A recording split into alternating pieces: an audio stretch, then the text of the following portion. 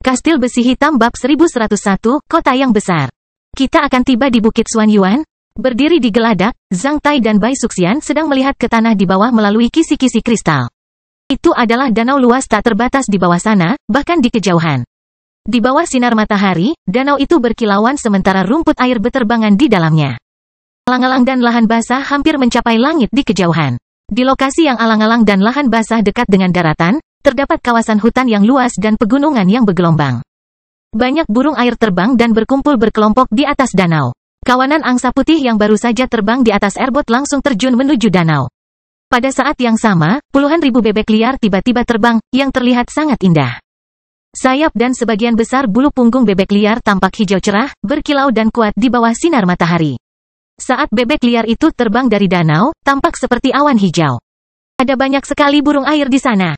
Kecemerlangan eksotis melintas di mata Zhang Tai ketika Zhang Tai mengamati burung-burung air ini. Bai Suxian tidak menyadari kecemerlangan aneh di mata Zhang Tai. Dia baru saja menarik lengan Zhang Tai karena kegembiraan ketika dia menunjuk ke arah danau ini dan memperkenalkannya kepada Zhang Tai. Ini adalah Danau Surgawi Qin di bagian paling utara dari Bukit Xuanyuan. Di arah lain dari Bukit Xuanyuan, ada dua danau yang saling bersilangan.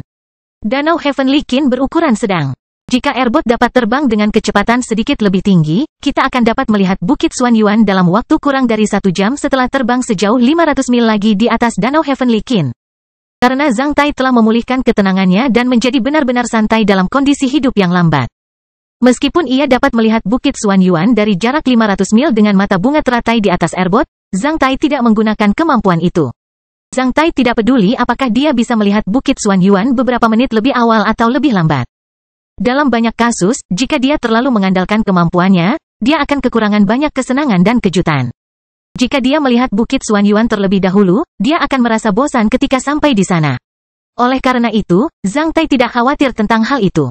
Sambil menyentuh kepalanya yang botak, Zhang Tai bertanya pada Bai Suxian, maksudmu ada dua danau di samping Bukit Xuanyuan?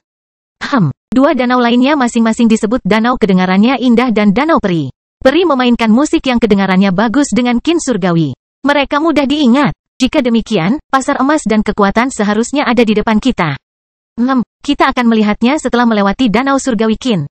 Hahaha, percepat, aku tidak sabar untuk melihatnya. Zhang Tai tertawa terbahak-bahak saat dia melambaikan tangannya dan berteriak ke arah murid-muridnya secara rahasia, apakah kamu siap? Kita sudah tiba di Bukit Xuanyuan.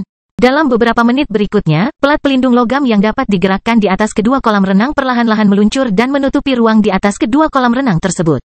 Hanya memperlihatkan sederet lubang intip yang tidak tembus cahaya. Selain itu, air di kolam renang telah tersedot ke dalam airboat. Setelah itu, kolam renang kembali ditutup dengan dek logam padat. Semua orang kembali ke kabin masing-masing untuk berganti pakaian dengan gembira, termasuk Liu Xing dan 6 petarung lapis baja hitam lainnya.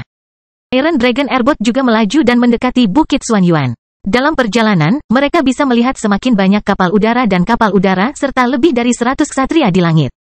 Selain itu, Zhang Tai bisa melihat kapal pesiar dan kapal besar di Danau Surgawi Qin. Zhang Tai merasakan ki aneh bertiup. 1 jam kemudian, ketika Zhang Tai melihat Bukit Xuanyuan, sebuah gulungan lukisan seperti mimpi memasuki penglihatannya. Zhang Tai telah melihat dunia, namun, ketika dia melihat kota yang disebut kota segala kota, mercusuar manusia dan ibu kota negara, dia masih sangat terkejut. Kota-kota kelas A cukup besar dan makmur di negara Taixia, namun, kemakmuran Bukit Xuanyuan benar-benar menumbangkan imajinasi Zhang Tai tentang skala sebuah kota. Zhang Tai tidak tahu seberapa besar Bukit Xuanyuan itu. Berdiri di atas airboat, dia tidak bisa melihat perbatasannya. Ada berbagai gaya bangunan di sini. Kemakmuran yang tak terbayangkan terjadi di Bukit Xuanyuan pada zaman ini. Di bawah bimbingan sinyal lampu tanah, Iron Dragon Airboat perlahan-lahan mendekati bandara, yang berisi ribuan airboat dalam berbagai ukuran. Selain itu, kapal udara terus-menerus terbang dan mendarat di sana. Zhang Tai telah melihat bandara yang berisi ribuan kapal udara, namun, ribuan kapal udara sama mengejutkannya dengan armada. Itu hanya di pinggiran Bukit Xuanyuan.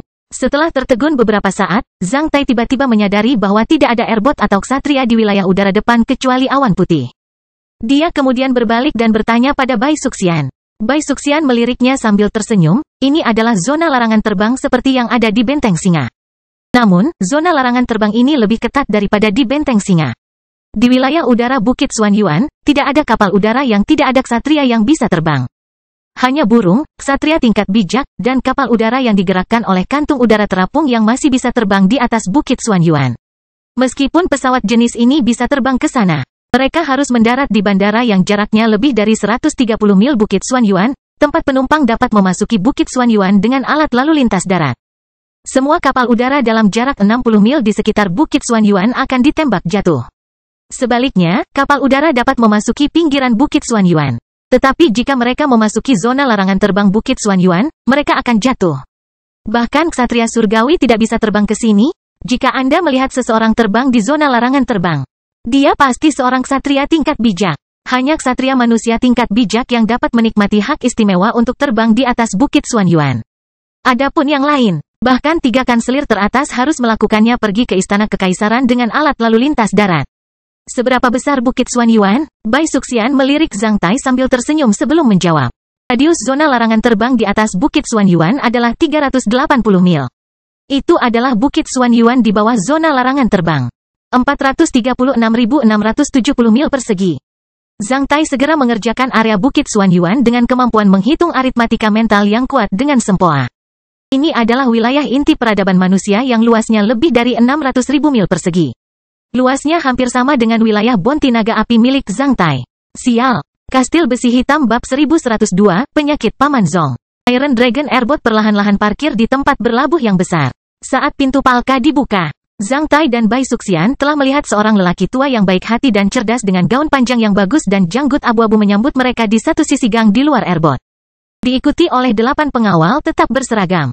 Zhang Tai segera mengidentifikasi bahwa lelaki tua ini adalah seorang ksatria besi hitam. Sementara 8 pengawalnya semuanya adalah Jenderal Tempur LV-13 pemberani yang memiliki pengalaman bertempur yang kaya. Bai Suxian turun dari perahu sambil mengaitkan lengan Zhang Tai secara alami. Orang tua itu melirik gerakan Bai Suxian secara diam-diam sementara cahaya cerdas melintas di wajahnya. Setelah itu, dia menunjukkan senyuman ramah saat dia buru-buru berjalan ke depan. Syukurlah Nona, akhirnya Anda sampai. Paman Zong, kenapa kamu ada di sini? Kamu bisa saja mengirim seseorang ke sini. Saat melihat lelaki tua ini, Bai Suxian juga menunjukkan senyuman ramah saat dia buru-buru menarik Zhang Tai 2 langkah ke depan. Aku sudah lama diberitahu bahwa Nona akan mengunjungi Bukit Xuanyuan akhir-akhir ini. Saat aku bertemu denganmu terakhir kali, itu adalah hari ulang tahun Nyonya Besar Istana Tuan Guangnan. Karena aku tidak bertemu Nona selama beberapa tahun, saya khawatir jika saya tidak datang ke sini kali ini, kesempatan saya untuk bertemu Nona akan lebih kecil. Paman Zong tiba-tiba tersipu ketika dia mengeluarkan selembar sapu tangan putih dan menutup mulutnya dengan itu sebelum batuk dengan paksa. Beberapa kali. Setelah itu, dia diam-diam menghancurkannya dan memasukkannya ke dalam lengan bajunya. Meskipun Zhang Tai tidak menggunakan mata bunga teratai, dia masih bisa melihat warna merah tua yang tersebar di sapu tangan putihnya. Selain itu, batuk Paman Zong terdengar seperti alveoli pecah seolah-olah melemparkan segenggam pasir besi ke udara yang bocor. Paman Zong, kamu baik-baik saja. Bai Suxian buru-buru maju beberapa langkah dan menopang Paman Zong dengan tangannya. Pada saat yang sama, dia menepuk punggungnya sebentar, kamu sudah menderita penyakit ini selama bertahun-tahun. Apakah kamu belum sembuh? Terima kasih atas perhatiannya Nona, aku khawatir penyakitku tidak akan sembuh lagi. Paman Zong menjawab dengan nada santai sambil tersenyum tipis seperti membicarakan orang lain. Penyakit ini disebabkan ketika aku mengikuti Lord Guangnan ke ekspedisi hukuman untuk 18 gua gunung di Gunung Naga di perbatasan selatan negara Taixia. Tahun-tahun ini, Lord Guangnan menyuruhku tinggal di Bukit Xuanyuan untuk mencari pengobatan yang lebih baik sehingga aku bisa bertahan hidup beberapa tahun lagi. Aku belum membayangkan bahwa ilmu sihir orang-orang barbar di perbatasan selatan benar-benar sesuatu. Setelah tinggal di Bukit Xuanyuan selama bertahun-tahun, saya belum bertemu siapapun yang dapat menyembuhkan penyakit saya. Paman Zong melambaikan tangannya sambil melanjutkan, aku terlalu tua dan kurang ajar, aku hampir lupa menyapa tamu mulia ini. Ini pasti pertapa naga api, orang yang Nona kenal di alam elemen tanah dan dijadikan sebagai pertapa naga api. Nona meninggalkan rumah Tuan Guangnan menuju Provinsi Yuzhou. Mata Paman Zong langsung tertuju pada tubuh Zhang Tai. Hoho, namaku Cui Li, hanya orang luar yang memanggilku pertapa naga api. Jika Paman Zong suka, kamu bisa memanggilku Cui Li. Zhang Tai sama sekali tidak bersikap santai. Kamu terlalu rendah hati, kamu terlalu rendah hati. Aku diberitahu bahwa pertapa naga api telah melakukan eksploitasi militer yang luar biasa di alam elemen tanah. Kamu telah membunuh lebih dari 1 ksatria iblis tingkat bumi. Orang tua ini hanya seorang Myrmidon dari rumah Tuan Guangnan, aku tidak berani bersikap sombong di hadapanmu. Paman Zong buru-buru melambaikan tangannya. Paman Zong, ikuti nasihatnya, panggil saja dia Cui Li. Jika kamu terus memanggilnya pertapa naga api, itu akan terdengar terlalu aneh. Bai Suxian menyarankan dengan sedikit malu-malu. Paman Zong memandang sekeliling Zhang Tai dengan ekspresi berlebihan dengan sengaja seolah-olah dia sedang melihat menantunya. Setelah itu, ia menepuk-nepuk kepalanya dengan kuat sambil tertawa terbahak-bahak. Begitu, Nona, pertapa naga api memang kedengarannya terlalu aneh. Lihat aku terlalu berkepala dingin. Nona, mohon maafkan saya. Paman Zong, Bai Suxian tanpa sadar meninggikan suaranya. Oke, itu saja, ayo kita naik kendaraan. Kita bisa membicarakannya nanti di Manor. Setelah mengetahui Nona akan datang hari ini, aku sudah menyuruh para juru masak menyiapkan perjamuan Yun Luo favoritmu untuk Nona dan Tuan Muda Cui. Paman Zong kemudian memimpin Bai Suxian dan Zhang Tai ke armada di satu sisi airboat. Di dalam armada, 3 limusin Fiery Dragon Elder yang diperpanjang dengan 2 spanduk kecil eksklusif rumah Lord Guangnan di kepala setiap kendaraan diikuti oleh 2 bus mewah. Bus-bus itu digunakan untuk mengangkut murid-murid Zhang Tai. Ada juga spanduk kecil rumah Lord Guangnan di bagian depan bus. Zhang Tai, Bai Suxian, dan Paman Zong menaiki kendaraan yang sama di tengah-tengah 3 limusin. Sebelumnya, Paman Zong ingin naik kendaraan paling depan, namun, dia dipanggil dengan kendaraan yang sama oleh Bai Suxian. Apapun, itu cukup luas bahkan untuk beberapa orang lagi di dalam limusin. Murid-murid Zhang Tai kemudian menaiki 2 bus mewah di ujung armada. Ini adalah tempat tidur pribadi di istana Lord Guangnan.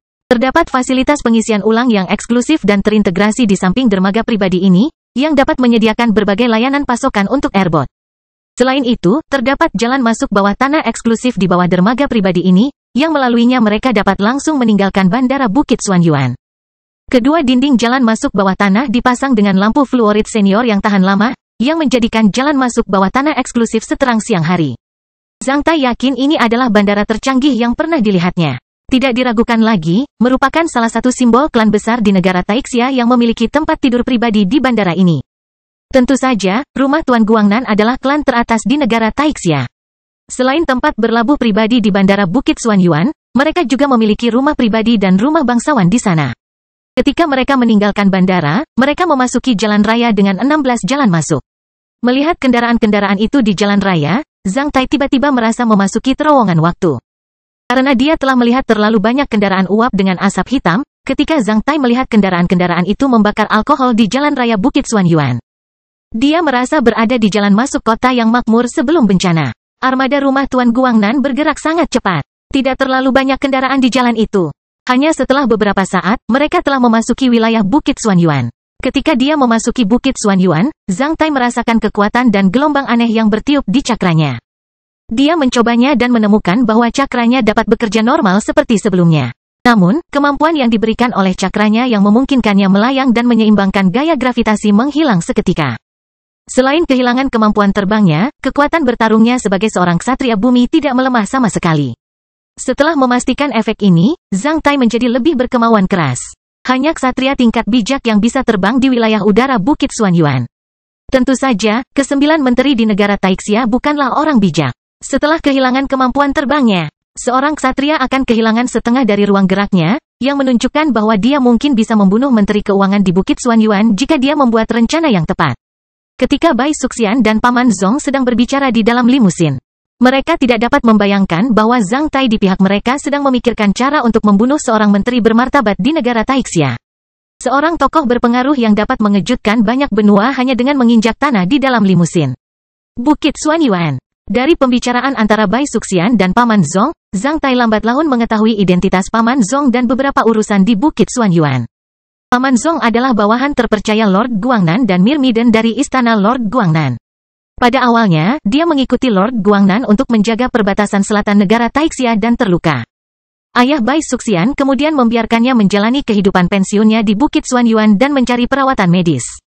Paman Zong menderita ilmu sihir aneh di perbatasan selatan, yang disebut sihir rusak emas. Selama bertahun-tahun, dia mencari perawatan medis dari banyak dokter terkenal. Namun, tidak satupun yang mampu menyembuhkan penyakitnya. Sekalipun penyakitnya dapat disembuhkan untuk sementara waktu, penyakitnya akan kambuh dalam beberapa hari. Toksisitas sihir rusak emas hampir tidak hilang seperti cacing yang menempel di tulangnya. Hanya beberapa saat setelah kendaraan dinyalakan, Paman Zong mulai batuk lagi. Oleh karena itu, Bai Suxian prihatin dengan penyakit Paman Zong. Penyakitku tidak bisa disembuhkan. Nona, jangan khawatirkan aku. Dikatakan bahwa ilmu sihir di 18 gua gunung-gunung naga di perbatasan selatan negara Taixia berasal dari sekte alam liar besar. Sejak alam liar besar sekte dimusnahkan, 18 gua gunung di Gunung Naga meneror satu wilayah dan secara bertahap menunjukkan ambisi mereka untuk menggulingkan rezim negara Taixia. Akhirnya, Lord Guangnan mengirimkan pasukan untuk mengepung dan memusnahkan mereka. Dalam pertempuran itu, kepala semua tuan dari 18 gua gunung dipotong oleh Lord Guangnan dan dikubur di kedua sisi jalan dalam bentuk piramida. Saya menemukan bahwa saya diracuni dengan sihir rusak emas dalam beberapa bulan setelah pertempuran.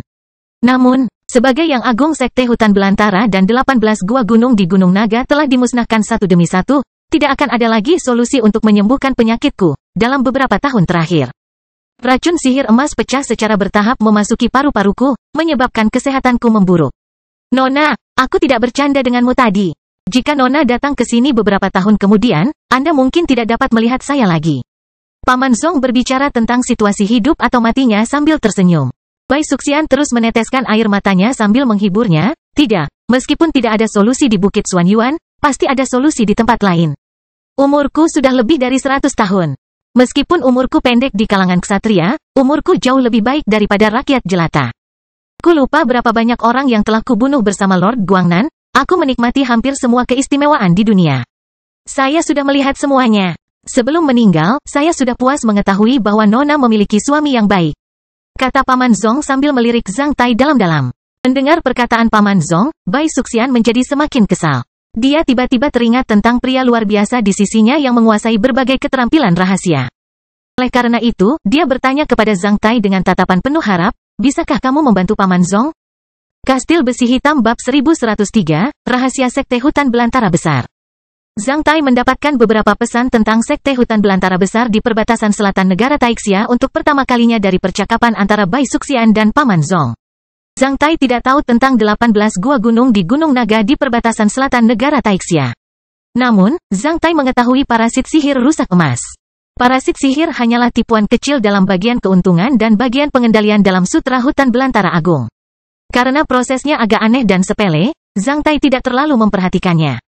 Zhang Tai dapat dengan mudah memodifikasi spesies di Castle of Black Iron dan telah mengambil sejumlah besar sumber buah, yang memberinya sumber roh dan jiwa yang kuat. Lebih jauh lagi, dia tidak memiliki batasan dalam menggunakan inkarnasi. Sedangkan bagi Zhang Tai, keterampilan rahasia di bagian inkarnasi adalah inti dari Sutra Hutan Belantara Besar, trik-trik di bagian keuntungan dan bagian pengendalian hanyalah tambahan. Zhang Tai tidak pernah membayangkan bahwa ilmu sihir dangkal tentang membesarkan parasit beracun di bagian keuntungan dan bagian pengendalian yang dimiliki oleh 18 gua gunung di perbatasan selatan. Negara Taixia dapat mendominasi suatu wilayah di perbatasan selatan negara Taixia dan harus dikepung dan dimusnahkan oleh pasukan Lord Guangnan. Setelah diracuni oleh sihir sepele seperti itu, bahkan seorang ksatria besi hitam tidak dapat menahannya dan hanya bisa memburuk dari hari ke hari sampai mati. Zhang Tai menyadari bahwa dia telah meremehkan kekuatan trik kecil dalam Sutra Hutan Belantara Besar. Masuk akal jika Sekte Hutan Belantara Besar menjadi kekuatan yang tak tertandingi di perbatasan selatan negara Taixia yang luas dengan Sutra Hutan Belantara Besar yang klasik. Karena saya memperoleh Sutra Hutan Belantara Besar dengan mudah secara tidak sengaja, ditambah begitu banyak kartu truf. Saya tidak terlalu memperhatikan trik-trik kecil dalam Sutra Hutan Belantara Besar. Mungkin, trik kecil yang saya benci untuk dikembangkan ini telah menjadi keterampilan rahasia tertinggi dan modal bagi orang lain untuk menjadi tirani di satu wilayah. Tidak heran Cloud Crane menyebutkan bahwa dia ingin kembali ke perbatasan selatan negara Taixia dalam suratnya. Tampaknya perbatasan selatan negara Taixia benar-benar merupakan panggung besar sutra alam liar. Pertanyaan Bai Suxian hanyalah hal mudah bagi Zhang Tai. Terlalu sederhana bagi Zhang Tai untuk menghilangkan racun parasit sihir. Menurut Great Wilderness Sutra, ada 12 jenis ilmu sihir serangga di atas LV6, yang masing-masing merupakan parasit sihir yang menempel, parasit sihir yang dibor, parasit sihir berdarah, parasit sihir paksa, parasit sihir busur. Parasit sihir yang rusak, melawan parasit sihir inkarnasi, mengubah parasit sihir naga dan parasit sihir yang abadi. Karena parasit sihir emas rusak dipimpin oleh parasit yang rusak, itu adalah sejenis parasit sihir yang rusak. Parasit sihir yang rusak adalah LV11. Hanya dengan menyuntikkan segel hutan belantara besar LV11 ke dalam tubuh Paman Zong, Zhang Tai akan mampu mengendalikan parasit sihir di dalam tubuh Paman Zong dan mengurangi toksisitas parasit sihir. Namun, jika dia menghilangkan racun parasit sihir di dalam tubuh Paman Zong dalam beberapa detik, bahkan orang bodoh pun akan mengetahui bahwa dia sedang mengolah sutra alam liar yang hebat. Anjing laut hutan belantara yang besar dalam Sutra Hutan Belantara Besar adalah sarana yang paling canggih dan terhebat. Zhang Tai memperkirakan bahwa mereka yang dapat menyentuh menara semua roh dan budidaya anjing laut hutan belantara dalam sutra alam liar besar haruslah elit dan manajemen di antara sekte alam liar. Rakyat jelata di sekte hutan belantara besar hanya dapat memperoleh sedikit pengetahuan dangkal tentang sutra hutan belantara besar. Saat saya memperoleh sutra hutan belantara agung yang lengkap secara tidak sengaja, saya dapat berintegrasi dengan berbagai metode dan metode penanaman pagoda semua roh dalam sutra hutan belantara agung dengan metode yang paling langsung.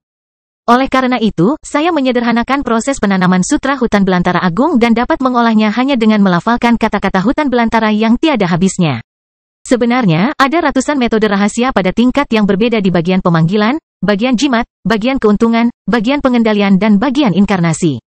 Ambil contoh pembentukan pagoda semua roh, dengan bantuan sutra pencerahan cerah. Dia hanya bisa memberikan keterampilan rahasia dalam membentuk menara semua roh satu lantai kepada murid-muridnya setiap saat. Namun, itu lebih canggih daripada membentuk seluruh pagoda semua roh seperti yang dilakukan Zhang Tai. Sebaliknya, metode budidaya sebelumnya lebih memutarbalikkan dan membutuhkan lebih banyak waktu bagi para petani. Karena murid-murid Zhang Tai tidak dapat menyentuh sutra alam liar yang lengkap dalam metode budidaya sebelumnya. Mereka akan berpikir bahwa metode budidaya mereka sendiri adalah yang terbaik dan paling benar. Selain itu, mereka akan sangat menghargai Zhang Tai dan mengerahkan upaya yang lebih besar dalam berkultivasi. Setelah mendirikan sekte naga besi, maka Zhang Tai bisa menganggap ilmu kemanusiaan sebagai penguasa sebuah sekte. Dia dapat memikirkan bagaimana sekte hutan belantara besar meneruskan keterampilan rahasianya dan menyadari bahwa terlalu beruntung dan sulit dipercaya baginya untuk mendapatkan sutra hutan belantara besar yang lengkap. Saat sekte hutan belantara besar meneruskan keterampilan rahasianya selangkah demi selangkah, sekte tersebut dimusnahkan karena sutra hutan belantara besar. Setelah sekte hutan belantara besar dimusnahkan, beberapa keterampilan rahasia sekte hutan belantara besar masih dibawa ke banyak gunung di perbatasan selatan negara Taixia. Oleh karena itu, Cloud Crane memperingatkan Zhang Tai dalam suratnya bahwa dia bisa mencari peluang di perbatasan selatan benua timur jika dia berambisi menjadi dominator di satu wilayah. Bai Suxian dan penyakit Paman Zong mengingatkan Zhang Tai akan banyak hal. Dia memikirkan banyak masalah tentang sekte hutan belantara besar sekaligus. Menyadari bahwa Zhang Tai terdiam, Bai Suxian berpikir bahwa Zhang Tai sedang memikirkan cara menyembuhkan parasit sihir emas patah milik Paman Zong dengan serius. Dia tidak dapat membayangkan bahwa parasit sihir emas rusak memungkinkan Zhang Tai memiliki wawasan yang lebih tinggi tentang situasi terkini yang dihadapi di perbatasan selatan negara Taixia dan sejarah sekte alam liar besar. Orang bijak dapat mengamati situasi keseluruhan melalui detailnya. Mungkin, Zhang Tai belum menyadari bahwa pengalaman dan kebijaksanaannya telah memasuki alam yang lebih tinggi setelah bertahun-tahun berlatih. Zhang Tai memang sedang berpikir untuk menghilangkan parasit sihir emas yang rusak. Hubungan antara Paman Zong dan Bai Suxian tidak biasa. Selain itu, Zhang Tai tahu bahwa Paman Zong sangat memperhatikan dan menyukai Bai Suxian. Oleh karena itu, dia bertekad untuk memberikan bantuan kepada Paman Zong. Berbeda dari apa yang dipikirkan Bai Suxian, Zhang Tai tidak mempertimbangkan cara menghilangkan racun parasit sihir Paman Zong dengan cepat, sebaliknya. Dia memikirkan bagaimana cara menunda efek toksisitas parasit sihir. Sebenarnya, Zhang Tai bisa menghilangkan racun parasit sihir emas rusak dalam waktu kurang dari 1 menit, namun, dia tidak bisa melakukan itu. Setelah mengingat isi Great Wilderness Sutra, Zhang Tai menemukan solusi di antara metode rahasia bagian jimat yang dapat menghilangkan racun dari parasit sihir emas rusak. Meskipun dia tidak perlu menggunakan segel hutan belantara yang bagus, solusi ini masih terlalu efektif. Menurut metode rahasia di bagian jimat, dia dapat menghilangkan racun parasit sihir di dalam tubuh Paman Zong dalam waktu 3 hari dengan resep rahasia. Namun, Paman Zong telah tinggal di Bukit Xuanyuan selama bertahun-tahun. Begitu banyak dokter manusia terkenal yang tidak dapat menghilangkan parasit sihir di dalam tubuhnya, termasuk yang ada di rumah Tuan Guangnan di perbatasan selatan negara Taixia. Jika dia menyembuhkannya dalam 3 hari seperti mengobati influenza biasa, itu akan terlalu mencolok. Sebenarnya, Zhang Tai punya rencana di Bukit Xuanyuan, jadi dia tidak ingin terlalu mencolok dalam situasi ini, jika tidak, hal itu mungkin merusak rencananya.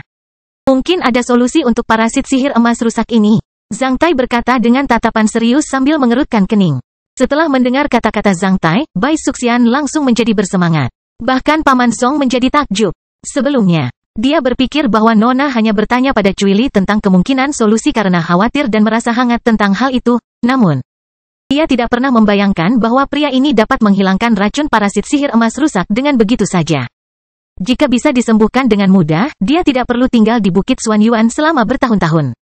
Jika anak nakal mengatakan ini, Paman Zong hanya akan menganggapnya sebagai seni, namun, Hal ini diceritakan oleh seorang ksatria tanah, yang memiliki kemampuan militer yang luar biasa di alam elemen tanah dan baru saja mendirikan sekte naga besi.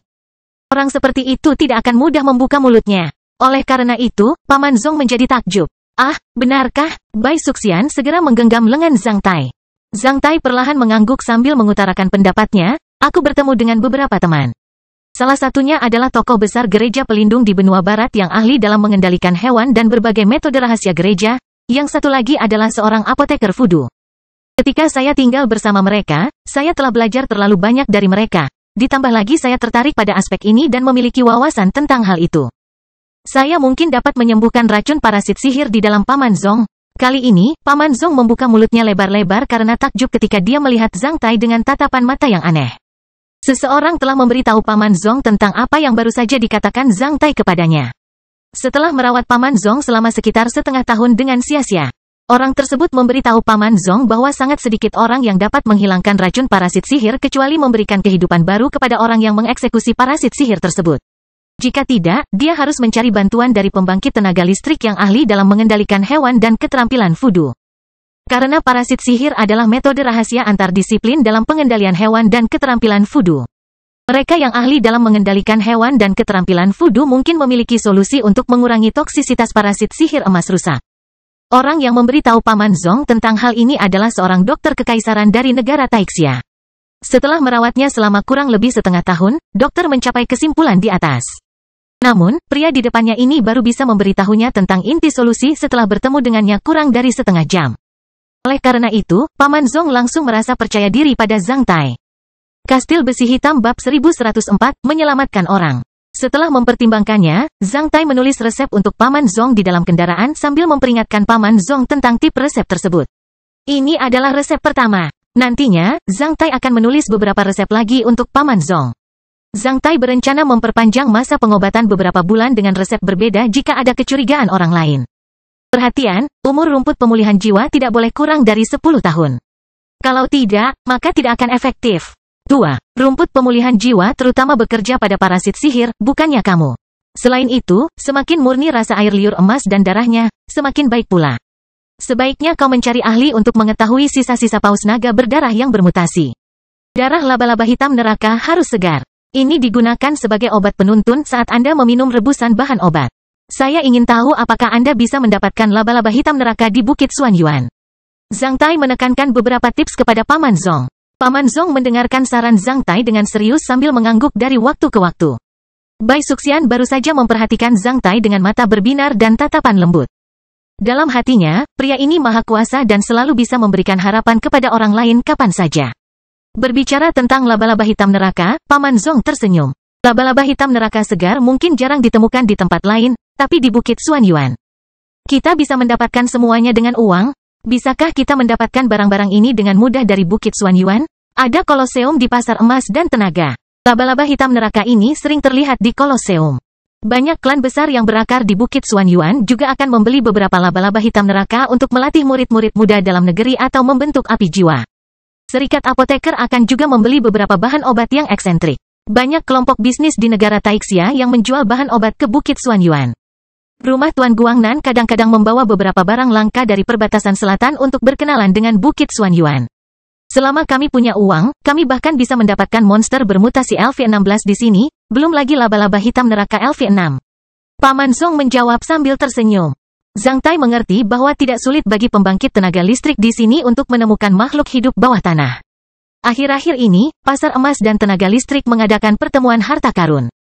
Suasananya sangat ramai. Aku diberitahu bahwa Bank Raja Wali Emas membawa sepotong bintang dewa dari sebuah benua beberapa hari yang lalu dan akan menjual atau menukarnya di pertemuan harta karun. Barang ini langka. Jika Nona dan Childe Cui punya waktu luang, kalian berdua bisa ikut bersenang-senang. Paman Zong menyimpan resep Zhang Tai dengan cermat sambil mengungkapkan berita kepada Zhang Tai dan Bai Suxian sambil tersenyum. Paman Zong melihat sedikit harapan dari resepnya. Oleh karena itu, dia merasa sedikit lebih baik. Zhang Tai dan Bai Suxian sama-sama terkejut dengan berita ini. Seseorang akan menjual atau menukarkan potongan bintang dewa? Apakah itu bodoh? Dikatakan bahwa itu adalah kumpulan rumah tangga kekaisaran di anak benua.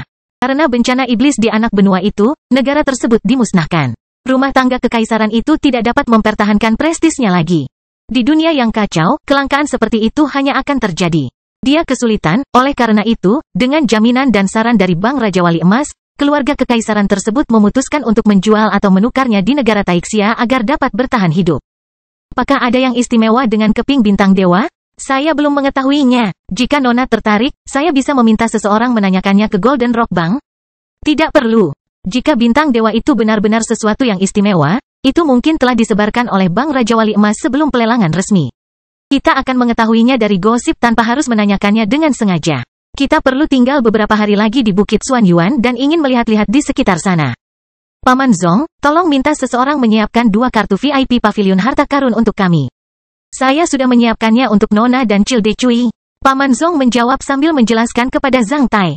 Kartu VIP Pavilion Harta Karun hanya bisa dibagikan kepada para master atau ksatria dari klan-klan besar. Aku khawatir para murid dari Sekte Naga Besi tidak bisa pergi ke sana bersamamu.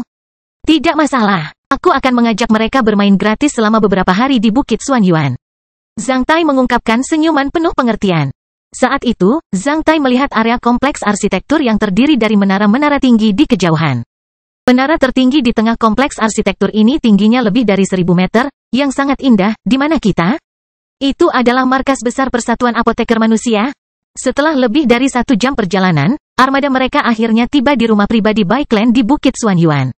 Rumah bangsawan ini luasnya sekitar 20.000 meter persegi, yang merupakan area umum di tempat lain. Namun, di Bukit Xuanyuan, wilayah pribadi seperti itu jelas merupakan simbol identitas. Tak satu pun tanah di Bukit Xuanyuan bisa dibeli. Sebaliknya, mereka hanya bisa diberikan oleh keluarga kekaisaran di negara Taixia. Jika tidak ada yang mewarisi tanah di sini, mereka akan mengambilnya kembali. Sejak negara Taixia didirikan lebih dari 800 tahun yang lalu, setelah 2 perang suci. Selain sebagian kecil tanah yang ada di tangan keluarga kekaisaran, seluruh tanah lainnya di Bukit Xuanyuan telah diberikan kepada orang lain. Oleh karena itu, sangat sulit bagi rakyat jelata bahkan seorang ksatria untuk mendapatkan sebidang tanah dan posisi di Bukit Xuanyuan saat ini. Itulah sebabnya Zhang Tai bisa melihat bangunan-bangunan kuno sejak dia memasuki Bukit Xuanyuan. Banyak bangunan di Bukit Xuanyuan rata-rata berusia di atas 500 tahun. Bahkan pepohonan di kedua sisi jalan berusia lebih dari 100 tahun. Perubahan-perubahan dan peradaban cemerlang manusia tercermin pada bangunan-bangunan di kedua sisi jalan di Bukit Xuanyuan seperti gulungan lukisan yang membeku. Dalam perjalanan, Zhang Tai melihat markas besar Persatuan Apoteker Manusia, markas besar Persatuan Tentara Bayaran Manusia, dan markas besar Persatuan Pengrajin Manusia. Melalui bangunan arsitektur yang cemerlang dan khas di perjalanan, Zhang Tai akhirnya memahami mengapa Bukit Xuanyuan menikmati reputasi seperti ibu kota negara, mercusuar manusia, kota suci, inti peradaban, dan benteng manusia. Sangatlah normal bagi sebuah kota untuk memiliki serikat pekerja. Tak satu pun dari serikat pekerja tersebut yang eksklusif di Bukit Xuanyuan. Namun, ketika mereka dipimpin oleh manusia dan diikuti oleh markas besar, rasa bermartabat dan menghargai waktu membuat orang terengah-engah. Dapat dikatakan bahwa setiap tempat di Bukit Xuanyuan berisi sejarah kuno dari sebuah klan besar, bahkan manusia. Siapa yang dapat membayangkan bahwa kota sebesar itu telah ditembus oleh setan dan gereja pencapai surga secara diam-diam? Kastil Besi Hitam Bab 1105, Bunga Persik di Angin Musim Semi. Bukit Xuanyuan adalah kota yang dihormati dan penuh semangat. Kota ini bisa membawa terang bagi manusia. Sementara itu, secara diam-diam ia diserang oleh kegelapan yang tak terlihat. Dalam terang dan gelap, segala sesuatu di kota ini menjadi 3 dimensi, bukan monoton. Ada pohon persik di kedua sisi jalan di Bukit Xuanyuan. Kebanyakan di antaranya adalah pohon persik tua. Dengan batang yang bengkok, mereka terlihat sangat cantik. Meskipun fluoresensi bunga persik telah berlalu, Zhang Tai dapat membayangkan pemandangan indah saat bunga persik mekar penuh setiap tahunnya. Paman Zong berkata bahwa saat bunga persik mekar sempurna di setiap bulan Maret atau April, Bukit Xuanyuan tampak paling indah. Jika dilihat dari langit, seseorang akan menemukan bahwa seluruh Bukit Xuanyuan sama cemerlang dan indahnya seperti api pada masa itu. Dikatakan bahwa Kaisar Xuanyuan bertemu ibu putra mahkota hari ini di hutan persik ketika dia masih muda dan jatuh cinta satu sama lain. Oleh karena itu, Kaisar Xuanyuan menanam banyak pohon persik di Bukit Xuanyuan. Itu adalah kisah cinta romantis di antara masyarakat. Zhang Tai akan mempercayai cerita ini jika itu terjadi sebelumnya. Namun, ketika dia mendengarnya hari ini, Zhang Tai sangat meragukan cerita ini. Karena dia tahu bahwa banyak legenda non-pemerintah yang memiliki arti penting, terutama yang berkaitan dengan penguasa saat ini. Kisah cinta ini mungkin dibuat oleh seseorang. Selama kisah cinta ini tersebar di kalangan masyarakat, pohon persik di Bukit Xuanyuan hampir berarti kedudukan putra mahkota yang tak tergoyahkan di Istana Kekaisaran Timur. Hati orang-orang tidak dapat diduga ketika dia memikirkan tentang antek-antek gereja surga dan setan-setan di kota yang megah ini dan melihat bangunan-bangunan kuno dan pohon-pohon persik yang mencakup sebagian besar kota. Zhang Tai merasa rumit di dalam. Apakah tempat ini masih akan dipenuhi dengan bunga persik yang mekar penuh ditiup angin musim semi setelah Perang Suci ini? Zhang Tai bertanya-tanya karena Perang Suci biasanya mengakhiri kota-kota yang indah dan megah itu. Ketika armada mereka tiba di Manor, semua penjaga dan pelayan menyambut mereka dalam 2 baris di luar gerbang Manor. Ada lebih dari 1.000 kamar tamu di rumah pribadi ini. Sebelumnya, Lord Guangnan selalu sampai di Bukit Xuanyuan, diikuti oleh banyak pelayan dan penjaga. Oleh karena itu, mudah bagi mereka untuk menerima Zhang Tai dan murid-muridnya. Zhang Tai diatur untuk beristirahat di kamar tamu di istana utama. Bai Suxian punya kamar sendiri di sana. Murid-murid Zhang Tai diatur untuk beristirahat di istana bawahan. Setelah tiba di kediaman Bai Clan, Paman Zong membawa Zhang Tai ke kamar tamunya. Bai Suxian kembali ke kamarnya. Dia akan mengganti satu set pakaian baru dan mendandani dirinya untuk makan malam seperti yang biasa dia lakukan di rumah sebagai seorang putri. Kamar Zhang Tai sangat penuh perhatian dan mewah. Tidak peduli seberapa teliti seseorang, dia tidak akan menemukan kesalahan kecil apapun di ruangan ini, apalagi Zhang Tai yang tidak suka mencela. Cilde Cui, apakah kamu puas dengan ruangan ini? Hoho, aku sangat puas, terima kasih banyak, Paman Zong. Rasanya seperti di rumah sendiri, serasa di rumah sendiri, jawab Paman Zong. Ketika Paman Zong melihat Zhang Tai untuk pertama kalinya, dia menganggap Zhang Tai menyenangkan. Sekarang, Paman Zong merasa Bai Suxian cerdas. Seorang ksatria bumi yang kuat bisa menandingi putri dari istana Tuan Guangnan dengan cukup baik. Oleh karena itu, Paman Zong hampir memperlakukan Zhang Tai sebagai menantu laki-laki di rumah Lord Guangnan karena dia menjadi lebih ramah. Katakan saja padaku jika kamu butuh sesuatu. Jangan bersikap sok di depan Paman Zongmu. Tentu, Zhang Tai mengangguk sambil melihat ke sekeliling ruangan. Apakah ada peta Bukit Xuanyuan? Karena ini pertama kalinya aku mengunjungi Bukit Xuanyuan, maka aku tidak terlalu mengetahuinya. Aku ingin melihat-lihat Bukit Xuanyuan akhir-akhir ini. Peta, ya, sudah. Aku akan meminta seseorang membawakannya kepadamu setelah beberapa saat. Terima kasih, Paman Zong. Ngomong-ngomong, tolong suruh seseorang memanggil Liu Xing ke kamarku. Paman Zong segera meninggalkan kamar Zhang Tai setelah memberitahu Zhang Tai tentang waktu makan malam.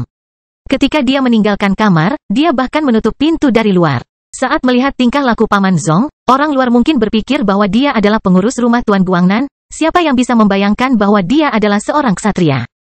Di Bukit Xuanyuan, demi keselamatan Kaisar Xuanyuan, hanya ksatria tingkat bijak yang bisa terbang di langit.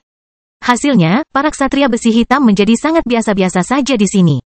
Setelah menyembunyikan ki mereka, setiap orang biasa di jalan mungkin memiliki latar belakang yang menakutkan di Bukit Xuanyuan. Berdiri di balkon kamarnya, Zhang Tai melihat keluar. 2 istana megah dan besar seperti istana Lord Guangnan bertetangga dengan hutan persik di antaranya. Salah satunya memiliki kastil Hua klasik, manor lainnya terlihat sangat riuh dengan arus lalu lintas yang tinggi. Meskipun Zhang Tai tidak tahu tentang tuan dan klan dari kedua istana tersebut, dia tahu bahwa istana mereka pasti memiliki latar belakang yang bagus di Bukit Xuanyuan seperti milik Lord Guangnan. Zhang Tai mengamati paviliun dan bangunan yang bergelombang di kejauhan, sementara sebuah pemikiran muncul. Di mana kediaman Menteri Keuangan di Bukit Xuanyuan? Ini adalah pengalaman yang cukup keren bagiku untuk bertukar peran dengan musuhku antara mangsa dan pemburu. Dan kediaman pemimpin Partai Gobling juga merupakan penguasa putra mahkota di Istana Timur yang biasanya bermimpi untuk menginjak-injak Istana Huaiyuan sampai mati. Sekarang kedua orang itu menjabat sebagai pejabat tertinggi di Istana Kekaisaran Negara Taixia, mereka pasti memiliki kesempatan untuk bertemu satu sama lain. Bagaimana jika mata Zhang Tai berkedip saat dia menunjukkan senyuman misterius?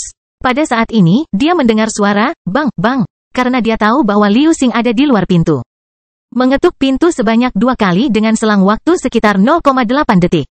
Sikap yang begitu detail mencerminkan budaya dan konotasi seseorang yang tidak kasat mata.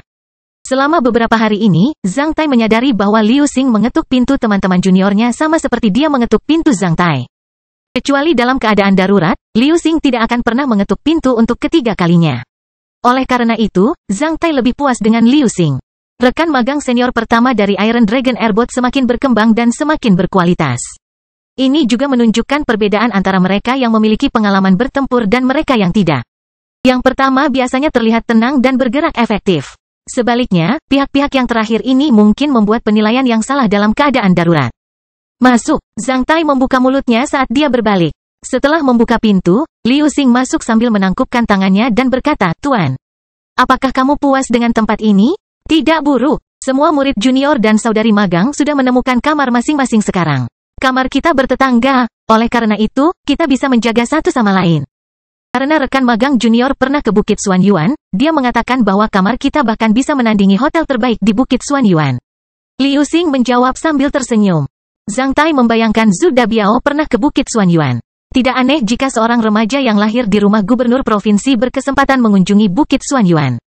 Zhang Tai memperkirakan bahwa sebagian besar muridnya seharusnya pergi ke Bukit Xuanyuan bersama dengan tetua klan mereka meskipun mereka sudah lama tidak tinggal di sini. Apapun itu, ini adalah pertama kalinya dia datang ke Bukit Xuanyuan. Apa rencanamu? Saya akan mengikuti pengaturan Anda. Setelah terdiam beberapa saat, Zhang Tai berkata, aku akan mengurus sesuatu di Bukit Xuanyuan. Oleh karena itu, aku bisa membiarkanmu berada di sisiku selama ini. Kamu bisa mendapat cuti beberapa hari. Kamu tidak perlu. Saya tidak perlu melaporkan jadwal Anda kepada saya hari ini. Setelah menangani urusan saya, ketika saya berencana meninggalkan Bukit Xuanyuan, saya akan memperhatikan Anda 1 hari sebelumnya. Ya Tuan, Liu Xing menjawab dengan suasana hati yang sedikit bersemangat. Sebagai para remaja putra, tentunya mereka akan merasa paling bahagia dengan bersenang-senang secara gratis di sini. Jika Zhang Tai ada di pihak mereka, sejujurnya, murid-muridnya akan merasa sedikit membatasi. Sedangkan bagi murid-murid ini, martabat Zhang Tai terlalu menakutkan dan berlebihan meskipun dia selalu menyembunyikan kinya di depan mereka. Motif Zhang Tai selalu membuat mereka merasa berhati-hati seperti menginjak telur. Sebelumnya, Zhang Tai hampir berlutut di hadapan paksaan Tetua Moon, belum lagi murid-muridnya di depan Zhang Tai sebagai seorang ksatria bumi. Hoho, kamu pasti merasa cukup bahagia tanpa aku merusak suasana di sisimu. Murid ini tidak berani berpikir seperti itu. Liu Xing menundukkan kepalanya dengan malu. Haha, jangan terlalu mengekang. Aku majikanmu, bukan pengasuhmu. Apakah kamu benar-benar berpikir aku tidak tahu apa yang kalian pikirkan karena usiaku? Zhang Tai tertawa terbahak-bahak saat dia memindahkan setumpuk cek emas dari benda teleportasi luar angkasa portabelnya, yang jumlahnya lebih dari 1 juta koin emas. Ambil ini pengeluaranmu di Bukit Xuanyuan. Kamu tidak dapat melakukan apapun di sini tanpa uang. Liu Xing sedikit ragu karena dia tidak mengambil uang itu sekaligus. Karena itu adalah jumlah uang yang besar bagi siapapun. Uang sebanyak ini bukanlah sesuatu yang serius. Sebagai murid dari Sekte Naga Besi, kau akan segera mengetahui bahwa uang akan datang dan pergi. Sekte Naga Besi mungkin bukanlah sekte terkuat di negeri Taixia untuk saat ini. Setelah beberapa saat, dalam waktu dekat, Sekte Naga Besi akan menjadi sekte terkaya. Sebagai murid senior pertama dari Sekte Naga Besi, kau harus belajar cara membelanjakan uang. Kau harus menghabiskan semua uang sebanyak ini bersama murid-murid lain di sekte ini. Hari libur. Ya Tuan, Liu Xing akhirnya mengambil cek emas itu setelah mendengar penjelasan Zhang Tai. 6. Tidak apa-apa. Zhang Tai melirik Zhang Tai sebelum memperingatkannya, kamu harus belajar bersantai dalam mengembangkan budaya dan keterampilan bertarung. Meskipun Sutra Naga Api bagus, kamu perlu tahu bahwa lebih tergesa-gesa, lebih sedikit kecepatan. Kamu perlu berkultivasi terus-menerus dan rajin serta berperilaku tenang dalam hidupmu. Itu pengetahuanku. Kamu harus mencicipinya perlahan-lahan. Terima kasih atas pelajaranmu, guru. Jantung Liu Xing berdebar kencang saat dia membungkuk dalam-dalam ke arah Zhang Tai. Setelah beberapa menit, Liu Xing kembali ke kamar tamunya. Meski jaraknya lebih dari 100 meter, Zhang Tai masih bisa mendengar sorak-sorai dari kamar tamu murid-muridnya. Seseorang bahkan berseru, umur panjang, guru. Pada saat ini, semua murid Sekte Naga Besi merasa bahwa keputusan guru mereka benar-benar menarik dan penuh pertimbangan meskipun ia selalu terlihat bermartabat dan serius. Kastil Besi Hitam Bab 1106, Sungai Air Emas. Di peta, kota Bukit Xuanyuan berbentuk lingkaran besar dengan radius sekitar 400 mil. Terletak di dataran, kota ini dikelilingi oleh Danau Peri, Danau Surgawi Qin, dan Danau Fair Sounding. Danau ketiga tersebut merupakan danau segar. Luas total ketiga danau tersebut melebihi luas Bukit Xuanyuan. Irigasi 3 danau menghasilkan tanah pinggiran kota seluas lebih dari 600 juta persegi di sekitar Bukit Xuanyuan. Bukit Xuanyuan dikelilingi oleh 9 provinsi abadi di negara Taixia. Seluruh Bukit Xuanyuan berada di tengah benua timur. Inti dari Bukit Xuanyuan adalah kota pemerintahan kaisar, yaitu kediaman Kaisar Xuanyuan, juga jantung negara Taixia. Berada di tengah Bukit Xuanyuan, kota mengalahkan kaisar bagaikan wilayah merah di tengah sasaran. Jari-jari kota kekaisaran kaisar mencapai 130 juta. Luas wilayahnya hampir sama dengan luas 12 kota standar kelas A di negara Taixia. Bukit Xuanyuan adalah pusat manusia. Demikian pula, seluruh kota kekalahan kaisar adalah pusat Bukit Xuanyuan. Istana kekuasaan Kaisar Xuanyuan, lembaga birokrasi, kediaman 3 kanselir dan 9 menteri tertinggi, serta rumah tangga kekuasaan dan bangsawan negara Taixia, semuanya berada di kota kekuasaan kaisar. Ada 3 jenis orang di kota kaisar-kaisar, keluarga kerajaan dan pejabat negara Taixia, anggota klan dan anggota keluarga dari rumah tangga dan pejabat kekuasaan, pelayan mereka. Selain 3 jenis orang di atas, bahkan klan dan bangsawan teratas seperti Lord Guangnan tidak dapat memiliki rumah pribadi di kota pemerintahan kaisar. Peraturan ini dibuat oleh Kaisar Xuanyuan. Kota kekuasaan kaisar adalah pusat otoritas negara Taixia. Hanya ada satu guru di sini, yaitu Kaisar Xuanyuan. Semua orang di kota pemerintahan kaisar mengabdi pada Kaisar Xuanyuan, mulai dari klan pemerintahan hingga pelayan. Oleh karena itu, kelompok otoritas tulang punggung terbesar di negara Taixia, bahkan di antara manusia, muncul di seluruh kota pemerintahan kaisar. Bukit Xuanyuan tidak memiliki tembok kota. Kaisar Xuanyuan berkata jika Bukit Xuanyuan perlu dilindungi tembok kota, manusia akan dihancurkan. Oleh karena itu, tidak ada tembok kota atau fasilitas kota di Bukit Xuanyuan.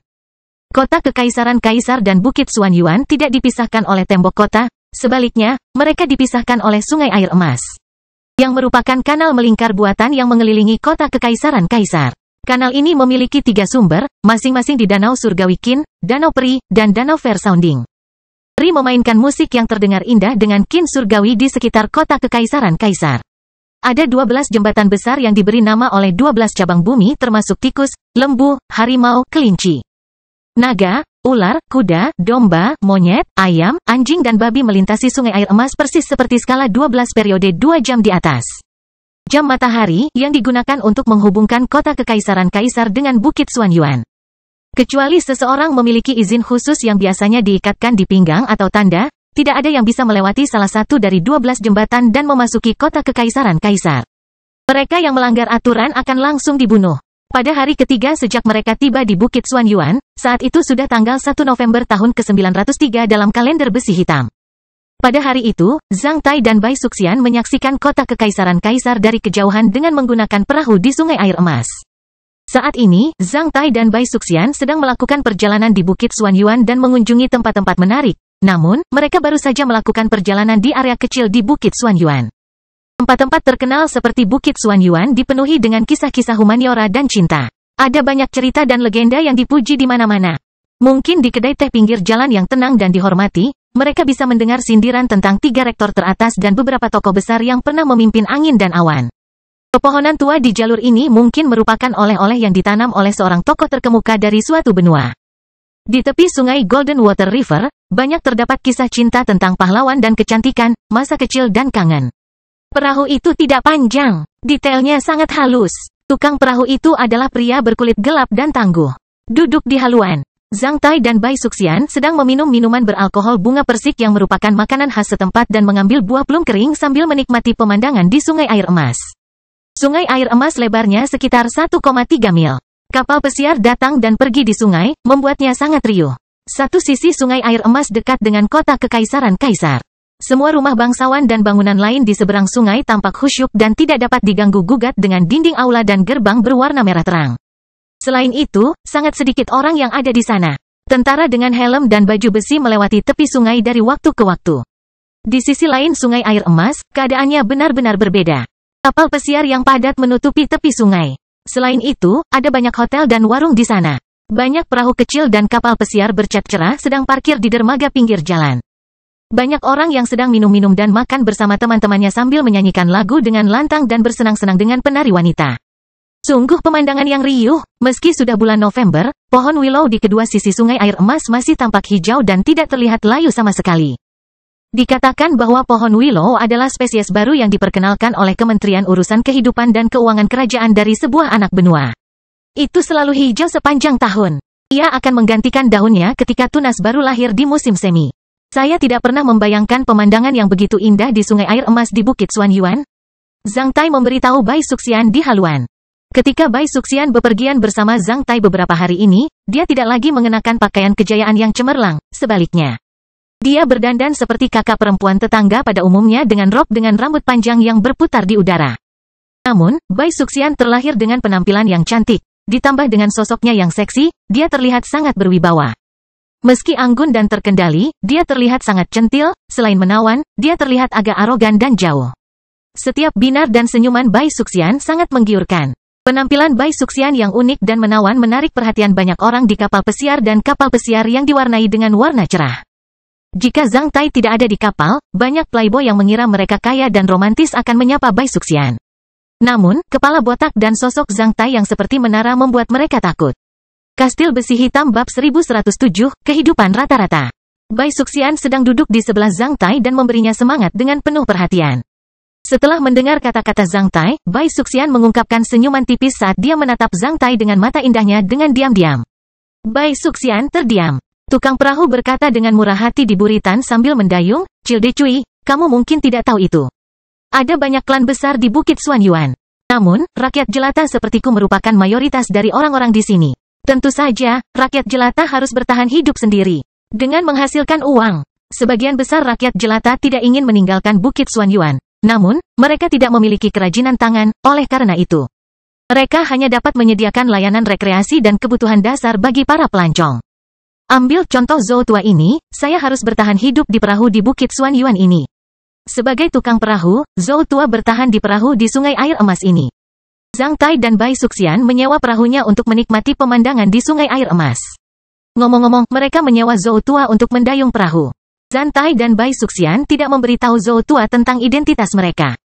Ketika mereka melihat Zhou Tua di dermaga dengan pakaian biasa, Zhang Tai segera menyadari bahwa Zhou Tua adalah sosok yang spesial dan kuat. Selain itu, tukang perahunya adalah seorang petarung LV8 dengan penampilan yang baik hati.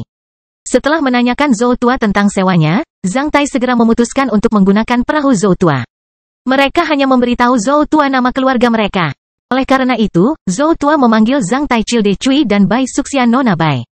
"Hoho, Zhou Tua, apa maksudmu dengan mengatakan bahwa kamu tidak ingin meninggalkan Bukit Xuanyuan? Apakah itu berarti seseorang berani memaksamu pergi di depan umum?" Zhang Tai bertanya karena penasaran. Orang lain mungkin tidak tertarik dengan urusan sepele ini setelah mencapai posisi dan basis budidaya Zhang Tai. Namun, Zhang Tai sangat tertarik pada urusan-urusan sepele ini karena ia juga menjalani kehidupan biasa-biasa saja sebelumnya. Setelah mengunjungi beberapa tempat menarik di Bukit Xuanyuan, Zhang Tai merasa sedikit bosan dengan legenda dan sindiran tentang pahlawan dan tokoh berpengaruh tersebut. Meskipun gedung-gedung tinggi dan lengkungan yang dihias itu sangat megah, Zhang Tai tidak memiliki perasaan apapun terhadapnya. Baru setelah Zhang Tai menyaksikan kapal-kapal pesiar itu datang dan pergi di Sungai Air Emas, mencium aroma roh di tepi sungai, dan mendengar suara-suara menjajakan.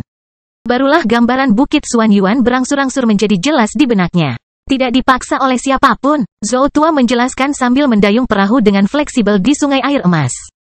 Pada saat yang sama, mereka melewati sebuah kapal pesiar berlantai 2 yang dicat dengan warna cerah sementara musik dan nyanyian anggun seorang wanita terdengar dari sana. Ketika orang-orang di lantai 2 kapal itu melewati perahu, mereka membuka mulut lebar-lebar saat melihat Bai Suxian yang tersenyum penuh kelembutan. Meskipun mereka bergerak jauh, mereka tetap berbalik dan memperhatikan Bai Suxian.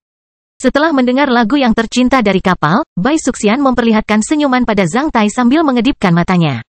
Sebagai kanal buatan, Sungai Air Emas menghubungkan ketiga danau dan Bukit Xuanyuan. Meski sungai ini lebar, namun tidak ada angin kencang dan ombak besar. Perahu dapat bergerak dengan mantap di Sungai Air Emas seperti berjalan di tanah datar asalkan tukang perahu memiliki keterampilan mendayung yang mahir.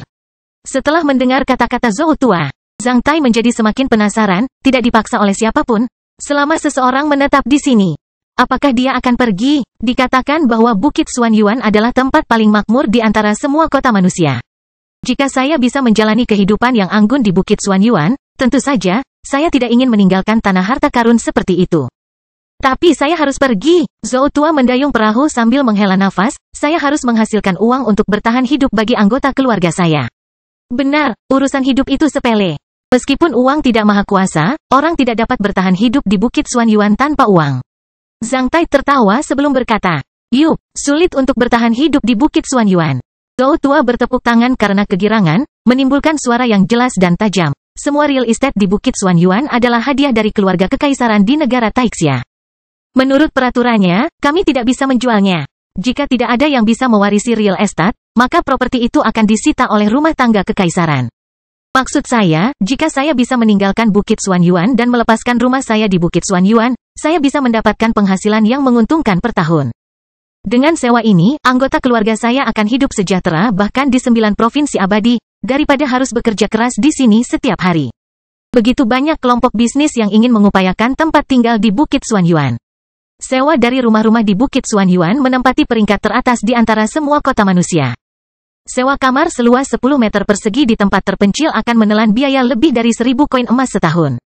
Meski begitu, masih sangat sulit untuk menyewa satu rumah di sini. Ambil contoh rumah saya, leluhur saya adalah kepala penjaga ibu kota di Bukit Suanyuan. Dengan pelayanan yang berjasa, dia dianugerahi sebuah rumah kecil di Bukit Suanyuan. Keluarga Zhou kami juga bermartabat pada saat itu. Menurut kakek saya, ketika leluhur kami kembali ke Provinsi Sunzu untuk mengorbankan pendahulu kami, bahkan gubernur Provinsi Sunzu pun mengadakan jamuan untuk menyambutnya. Setelah leluhur kami meninggal, dengan perlindungannya, keluarga Zhou kami menjadi sejahtera selama belasan tahun berikutnya. Tak seorang pun di antara keturunannya bisa menandingi leluhurku. Sejak generasi kakekku, keluarga Zhou kami mulai menurun. Kalau bicara generasiku, aku punya 3 saudara laki-laki. Aku yang tertua. Kami mewarisi rumah leluhur di Bukit Suanyuan. Itu hanya sebuah halaman kecil.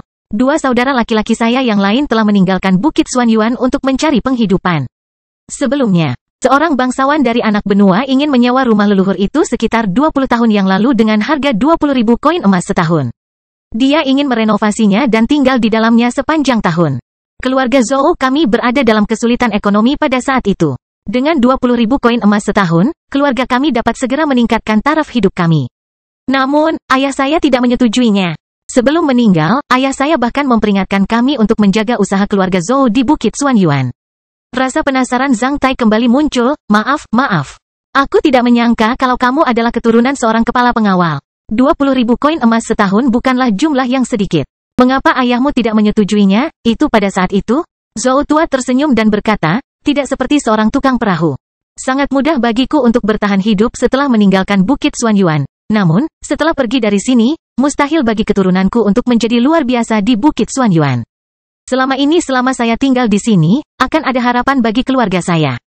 Jika salah satu keturunan saya bisa menjadi pejabat di Bukit Suanyuan, keluarga saya akan menjadi mulia dan sejahtera sekaligus. Hehehe, meskipun 20.000 koin emas terdengar seperti hadiah yang bagus. Tidak ada tempat kalau tidak, kita bisa memiliki pembangkit tenaga listrik sebanyak yang ada di Bukit Suanyuan. Ada sekolah manusia terbaik, ksatria paling kuat, dan peluang paling besar bagi orang-orang untuk menjadi luar biasa di Bukit Suanyuan. Selama saya tinggal di sini, jika seseorang di antara keturunan saya bisa menjadi pejabat di sini, hubungan yang dibangun oleh leluhur saya akan terjadi. Menjadi aktif sekaligus. Sebaliknya, sedikit uang tidak berarti apa-apa. Sebagai keluarga biasa, jika kami ingin menciptakan peluang bagi junior untuk menjadi pejabat di Bukit Suanyuan, saya harus menemukan cara untuk bertahan hidup dari anggota keluarga saya. Sebenarnya, minuman beralkohol bunga persik yang kamu minum dibuat oleh istriku di rumah dengan menggunakan bunga persik di halaman rumah kami setiap tahun. Zhang Tai tidak mencemooh Zhou tua dan istrinya, sebaliknya, dia sangat menghormati mereka. Apa yang dilakukan pasangan tua ini hampir sama dengan apa yang dilakukan orang tua Zhang Tai di kota Black Hot. Orang tua Hua bisa mengorbankan segalanya demi anak-anak mereka. Dari sudut pandang Zhou tua, halaman rumahnya di Bukit Suanyuan hampir seperti perumahan distrik sekolah, yang dapat memberikan kesempatan bagi keturunan klannya untuk secara bertahap terpengaruh oleh suasana di Bukit Suanyuan. Begitu banyak orang tua di Bukit Suanyuan seperti Zhou tua yang melepaskan kesempatan mereka untuk menjadi orang tua kaya di tempat lain. Sebaliknya, mereka hanya terus melakukan pekerjaan sederhana di Bukit Suanyuan hingga anak-anak mereka menjadi berprestasi dan memuliakan leluhur mereka. Tentu saja, tidak semua orang tua bisa berperilaku seperti Zhou tua. Setiap keluarga memiliki situasinya sendiri. Namun, mengingat skala dan populasi Bukit Suanyuan, pasti ada banyak keluarga seperti Zhou tua. Sebenarnya, kebanyakan dari mereka seharusnya seperti Zhou tua. Hanya sedikit jasa baik leluhur yang dapat bertahan lebih dari 100 tahun. Bukit Suanyuan telah didirikan selama lebih dari 800 tahun. Hanya sedikit klan di Bukit Suanyuan yang dapat menikmati jasa baik nenek moyang mereka selama lebih dari 800 tahun. Nenek moyang klan ini dulunya mulia dan cemerlang, jika tidak, mereka tidak akan tinggal di Bukit Suanyuan. Oleh karena itu, banyak klan yang bermimpi agar keturunannya menjadi berprestasi di Bukit Suanyuan untuk memuliakan leluhurnya. Zhou tua, berapa anak yang kamu punya? Berbicara tentang anak-anaknya, wajah Zhou tua berubah sedikit bersinar ketika dia tanpa sadar meninggikan suaranya. Aku punya 8 anak, 3 putri, dan 5 putra. 3 putraku rata-rata, 2 diantaranya sedikit berbakat. Putraku yang ke-6 unggul dalam membuat instrumen, dia bekerja sebagai pekerja magang di markas besar Persatuan Pengrajin Instrumen Rune Manusia dan bisa belajar banyak pengetahuan. Putra sulungku pandai bertarung. Aku menarik beberapa string yang dibuat oleh leluhurku. Oleh karena itu, dia menjadi seorang pemimpin unit militer di pengawal kekaisaran dan sudah mengetahui tentang pengiriman uang ke rumahku. Melalui upaya beberapa generasi, keluarga Zhou akhirnya kembali ke generasi berikutnya di Zhou tua. Orang-orang tidak dapat dengan mudah memasuki markas besar Persatuan Pengrajin Instrumen Rune Manusia dan penjaga kekaisaran Bukit Xuan Yuan di tempat lain. Menurutmu, keluarga-keluarga yang harta bendanya disita kembali pasti menderita kerugian besar. Hehehe, peraturan dibuat oleh manusia. Bagaimana orang yang hidup bisa tercekik oleh air seni? Childe Cui, karena kamu baru saja ke Bukit Xuan Yuan, kamu mungkin tidak mengetahuinya. Kamu bisa menanyakannya dengan santai. Properti siapa di Bukit Xuan Yuan telah diambil kembali selama ratusan tahun terakhir? Zhou tua menyeringai. Kastil besi hitam bab 1108, membuat skema. Gampang saja, kalau sebuah keluarga tidak punya keturunan, mereka bisa mengadopsi anak laki-laki dari marga yang sama. Kalau tidak punya anggota klan, banyak orang luar yang ingin menjadi anak angkatnya. Garis keluarga masih hidup. Mereka yang tidak memiliki anak laki-laki dapat mengadopsi seorang anak laki-laki dan mengganti nama keluarga anak angkat mereka sebelum mendaftarkan namanya dalam silsilah klan mereka sendiri. Siapapun yang berani mengganggu hal itu akan menyinggung masyarakat. Setelah lelaki tua itu meninggal, anak angkat mereka akan mewarisi real estate mereka di Bukit Xuan Yuan. Siapa yang akan memuntahkan daging yang telah mereka ambil seperti orang idiot? Contohlah Liu yang lame di lingkungan saya. Karena dia terluka di masa kecilnya, dia tidak bisa melahirkan bayi. Dia juga tidak bisa menikah. Kerabat Liu tiba di sini dari provinsi Zhongzhou untuk mengirim anak-anak mereka ke Liu yang lame. Sebagai anak angkatnya, anggota klan Liu hampir memulai pertempuran karena hal ini. Akhirnya, Liu yang pincang memilih seorang keponakan sebagai anak angkatnya. Keponakan tersebut memperlakukan Liu yang pincang bahkan lebih baik daripada ayahnya yang melahirkannya. Dengan cara ini, Liu yang pincang tidak perlu khawatir tentang hari tua dan urusan pemakamannya. Jika demikian, banyak keluarga dapat menempatkan orang luar untuk menetap di Bukit Xuan Yuan atas nama anak angkat atau anak tirinya. Bukankah anak angkat dan anak tiri tersebut akan menikmati banyak perlakuan dan kesempatan di Bukit Xuan Yuan? Zhang Tai bertanya karena penasaran. Saya diberitahu bahwa banyak keluarga telah mengadopsi anak laki-laki dan anak tiri pada periode sebelumnya. Beberapa keluarga bahkan memiliki 10-20 anak angkat dan anak tiri. Sebenarnya, yang disebut anak angkat dan anak tiri hanyalah anak-anak dari saudara laki-laki, perempuan, atau kerabatnya. Lambat laun, sekolah-sekolah di Bukit Xuan Yuan menjadi ramai. Belakangan, Istana Kekaisaran harus memberikan perintah tegas bahwa anak tiri dari orang yang memiliki keturunan dilarang mendaftar di Bukit Xuan Yuan, laki-laki atau perempuan. Mereka yang tidak mempunyai keturunan hanya boleh mengadopsi satu anak. Hasilnya, suasana buruk di masyarakat pun membaik sejak saat itu. Setelah mendengar kata-kata Zhou tua, Zhang Tai menjadi gembira. Hahaha, aku tidak pernah membayangkan hal lucu seperti itu di Bukit Xuan Yuan. Yup, pada awalnya, tidak ada perintah terlarang, oleh karena itu. Mereka semua memanfaatkan celah tersebut. Karena semua yang lain berperilaku seperti itu, jika kamu tidak melakukannya. Bukankah kamu bodoh, jika beberapa kerabat siapa yang berbicara denganmu dan memintamu untuk mengambil putra mereka sebagai anak tirimu? Siapa yang bisa menolaknya? Setelah mendengar kata-kata Zhou tua, Zhang Tai menjadi tercengang. Memang bukan karena orang lain terlalu licik.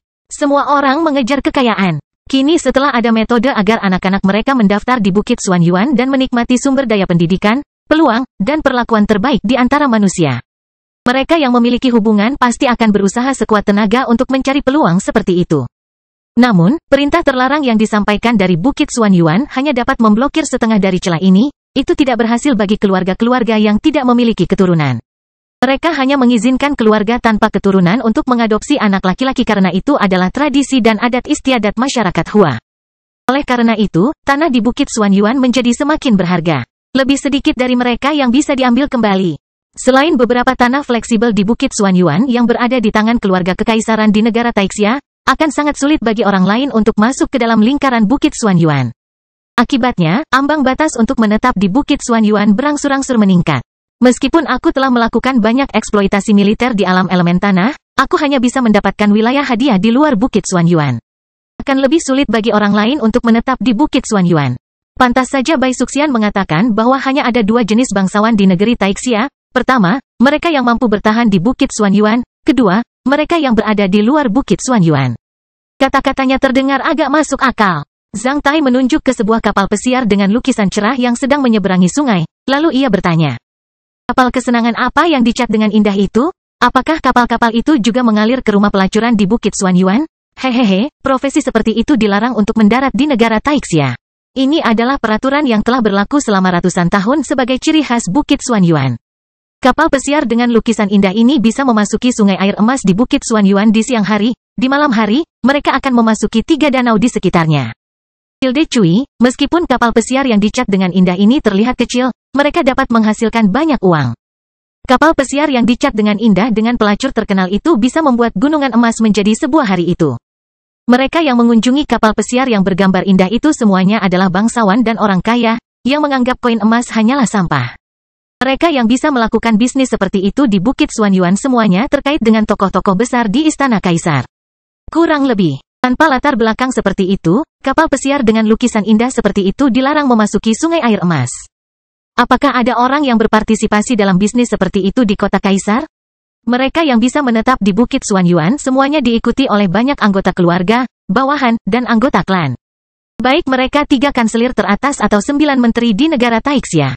Orang-orang ini harus hidup dengan biaya tinggi di Bukit Xuanyuan. Jika sebuah marga ingin mempertahankan kehidupannya yang layak, ia harus menjalin hubungan dengan tokoh-tokoh berpengaruh. Meski seseorang bisa mendapat kompensasi puluhan ribu kilogram koin emas setahun, puluhan ribu orang mungkin sudah menunggunya. Meskipun bisnis yang tidak bermoral dalam pembuatan kapal pesiar yang meriah kedengarannya tidak bagus, ini juga merupakan bisnis legal setidaknya dengan keuntungan yang tinggi. Ngomong-ngomong, mereka bisa mengumpulkan banyak informasi intelijen. Tentu saja, keluarga-keluarga baik di Istana Kaisar Kota Kekaisaran tidak memerlukan anggota keluarganya untuk melakukan bisnis seperti itu. Mereka hanya perlu memiliki pengurus terpercaya yang menemukan agen untuk melakukannya, yang akan memberi mereka sejumlah besar uang setiap tahun. Lalu, mengapa tidak? Ketika Zhou Tua mengatakan hal itu, dia menatap ke arah Zhang Tai dan Bai Suxian beberapa kali lagi sambil memperlihatkan senyuman yang teguh, menurut Childe Cui. Childe Cui seharusnya tidak memperhatikan uang dalam kehidupan sehari-hari. Jika kalian berdua masih remaja, itu tidak masalah. Normal bagimu untuk tidak mengetahui pengeluaran di rumah. Namun, mengingat penampilan Childe Cui dan Nona Bai serta sikapmu, kamu pasti pernah melihat dunia dan bisa menganggap angin kencang dan ombak sebagai hal yang tidak penting. Mereka yang telah melihat dunia dan diketahui bahwa hukum universal harus dilahirkan dalam klan kaya dan bangsawan. Kalian harus berpura-pura rendah hati hari ini. Mengingat latar belakang kalian, aku berani mengatakan bahwa kalian berdua setidaknya berasal dari klan gubernur provinsi. Saya tidak pernah membayangkan seorang tukang perahu di Sungai Air Emas bisa memiliki wawasan seperti itu. Setelah berpromosi menjadi seorang ksatria, apalagi setelah menjarah kekayaan klan Asosiasi Tiga Mata, Zhang Tai memang tidak peduli lagi dengan uang. Uang hanyalah milik duniawi bagi Zhang Tai. Selain itu, bisnis obat-obatan serbaguna keluarga Zhang cukup panas karena monopoli, yang akan menghasilkan banyak uang bagi keluarga Zhang setiap hari. Baik Zhang Tai maupun klannya tidak kekurangan uang. Selain itu, Zhang Tai dan kakak laki-lakinya tidak memiliki banyak keturunan di kota Jinwu. Meskipun hanya sedikit klan yang memiliki ksatria di seluruh negara Taixia, sangat sedikit dari mereka yang kekurangan uang. Untuk menghasilkan uang, Istana Huaiyuan juga memiliki banyak bisnis klan. Demikian pula dengan klan Zhu, klan gubernur provinsi Yanzhou juga memiliki banyak bisnis klan. Namun, ada satu hal yang tidak dapat atau tidak dapat dibayangkan oleh Zhou Tua berdasarkan wawasannya sebelumnya. Selain menghasilkan uang, klan besar memiliki satu lagi tujuan penting dengan berbisnis atau terlibat dalam suatu industri, memperluas pengaruh mereka. Bahkan klan yang tidak kekurangan uang masih menjalankan berbagai bisnis dan terlibat dalam banyak industri, seperti Zhang Yang. Untuk apa? Untuk itu selain uang, yang disebut klan besar jelas bukan hanya kaya, mereka juga harus berpengaruh. Meskipun mereka memiliki segunung koin emas di gudang, mereka tidak dapat memperoleh pengaruh. Itu hanyalah tumpukan logam. Setelah menginvestasikannya di berbagai industri dan menggunakannya untuk mengikat kepentingan lebih banyak orang dan memperdalam kebutuhan sehari-hari masyarakat, mereka akan memperoleh pengaruh dan kekuatan pengendali yang kuat. Pengaruh adalah hal yang menjadi perhatian khusus klan-klan besar. Apakah suatu klan melakukan bisnis demi uang atau untuk memperluas pengaruhnya adalah kriteria paling penting untuk menilai kekuatan suatu klan. Pentingnya kriteria ini tidak lain adalah menguji apakah sebuah klan besar memiliki dasar yang kuat di Bukit Xuanyuan. Klan jenis kedua mungkin melakukan sesuatu di luar kemampuan mereka agar bisa mengesankan, namun, klan jenis pertama haruslah kuat. Setidaknya menurut Zhang Tai, keluarga Zhang tidak lagi berbisnis demi uang. Ketika mereka menghasilkan cukup uang, uang tidak ada artinya lagi bagi mereka. Semua bisnis mereka akan berfungsi untuk tujuan klan yang lebih tinggi. Misalnya, klan dan sindikat besar di benua barat dan anak benua lainnya mulai menguasai opini publik, kompleks industri militer, dan peredaran biji-bijian. Mereka pasti tidak melakukan itu demi uang. Kaisar Xuan Yuan juga tidak menetapkan hukum emas dan kekuasaan demi uang. Meskipun kapal pesiar yang dicat dengan indah itu tampak tidak bermoral, kapal-kapal itu berfungsi sebagai tempat rekreasi. Dari sana, masyarakat dapat melakukan sosialisasi dan meminta informasi serta menjalin hubungan dengan masyarakat dari berbagai kalangan. Sampai batas tertentu, kapal pesiar dengan lukisan indah ini dapat mempengaruhi lingkaran budaya dan rekreasi di Bukit Xuan Yuan dan menciptakan opini publik dan budaya pop tertentu di kalangan populasi kelas atas. Dampak yang terakhir mungkin akan dialami oleh klan-klan besar di kota kekaisaran kaisar yang mengendalikan kapal-kapal pesiar yang dicat dengan indah ini. Bahkan jika bos sebenarnya dari kapal pesiar yang bergambar indah ini adalah Mahkamah Agung Negara Taixia, Zhang Tai tidak akan merasa aneh dengan hal itu. Apalagi mereka adalah klan besar di kota kekaisaran kaisar. Kapal pesiar kecil dengan lukisan ceria dan kata-kata Zhou tua mengingatkan Zhang Tai akan banyak hal. Jantung Zhang Tai berdebar kencang saat dia tiba-tiba mengeluarkan koin emas. Setelah mencubitnya sedikit, Zhang Tai melemparkannya ke arah Zhou tua. Zhou tua, tangkap! Setelah menangkap koin emas itu dengan mahir, Zhou tua menyeringai, Cilde Cui, kamu bisa membayarku saat kita pergi ke darat. Hahaha, aku menyukaimu. Kita bisa berteman satu sama lain. Jika kamu ingin menghasilkan uang, kamu atau salah satu putramu bisa datang ke wilayah karunia naga api di Provinsi Yuzhou 3 bulan kemudian. Saat itu, aku berjanji pada klan Zhoumu sebuah bisnis unik di Sungai Air Emas dan membuatmu menikmati sensasi memiliki banyak uang suatu hari nanti. Kamu juga bisa menjadi orang kaya di Bukit Xuan Yuan saat itu. Zhang Tai tertawa terbahak-bahak. Zhou tua menundukkan kepalanya dan melihat sidik jari yang dalam pada koin emas itu, yang harus ditinggalkan oleh Zhang Tai. Zhou tua kemudian menarik napas dalam-dalam sambil berpikir, nasib baik klan Zhou akhirnya datang, tidak heran saya selalu bermimpi tentang kebakaran hebat di rumah malam-malam ini. Itu pertanda keberuntungan dari klan yang makmur. Selain itu, mengingat penampilan Zhang Tai, Zhou tua menyadari bahwa Zhang Tai tidak melakukan tembakan dari pinggul. Meskipun Zhou tua tidak bisa menebak tentang bisnis unik yang disebutkan oleh Zhang Tai, dia jelas bahwa itu hanyalah basa-basi bagi seseorang untuk memberi hadiah keberuntungan kepada klan Zhou. Zhou tua dengan cermat menyimpan koin emas itu sambil memperlakukan Zhang Tai dengan lebih hormat, Cilde Cui, Nona Bai, jika Anda mau, setelah pergi ke darat. Saya mengundang Anda berdua untuk makan di rumah saya. Saya akan meminta istri saya menyiapkan beberapa hidangan dan semangat untukmu. Haha, Zhou tua, kamu terlalu sopan. Jika kamu benar-benar ingin menghargaiku, ketika kamu benar-benar melakukan bisnis unik itu dengan baik di masa depan, aku akan merasa tenang dengan menyediakan makanan dan minuman di rumahmu secara gratis. Zhou tua memperlihatkan senyuman lain di wajahnya yang berkulit gelap karena dia sudah lama menyadari bahwa Zhang Tai bukanlah orang biasa. Namun, ia tidak menyangka bahwa Zhang Tai bisa memperlakukannya dengan sangat sopan karena ia hanyalah sosok yang remeh. Pada saat ini, Bai Suxian telah mempersiapkan dengan baik roh bunga persik sambil melayani roh Zhang Tai dengan senyum lebar. Bisnis unik apa yang pernah kamu pikirkan di Sungai Air Emas? Bai Suxian bertanya pada Zhang Tai secara rahasia. Bai Suxian tahu bahwa Zhang Tai tidak akan mengolok-olok orang biasa. Namun, dia bertanya-tanya mengapa Zhang Tai memperkenalkan bisnis unik kepada tukang perahu biasa. Haha, kamu akan tahu itu. Zhang Tai memberitahu Bai Suxian setelah menyesap minuman beralkohol bunga persiknya. Zhang Tai memang memikirkan bisnis ini setelah mendengar kata-kata Zhou tua tentang kapal pesiar yang dicat dengan ceria. Sekarang orang lain dapat berbisnis di Sungai Air Emas di Bukit Xuan Yuan, saya juga dapat memilikinya. Setelah wilayah karunia naga api menghasilkan alkohol berkekuatan tinggi dan berbagai mesin, akankah sulit bagi Zhou tua untuk menemukan bisnis unik di Sungai Air Emas?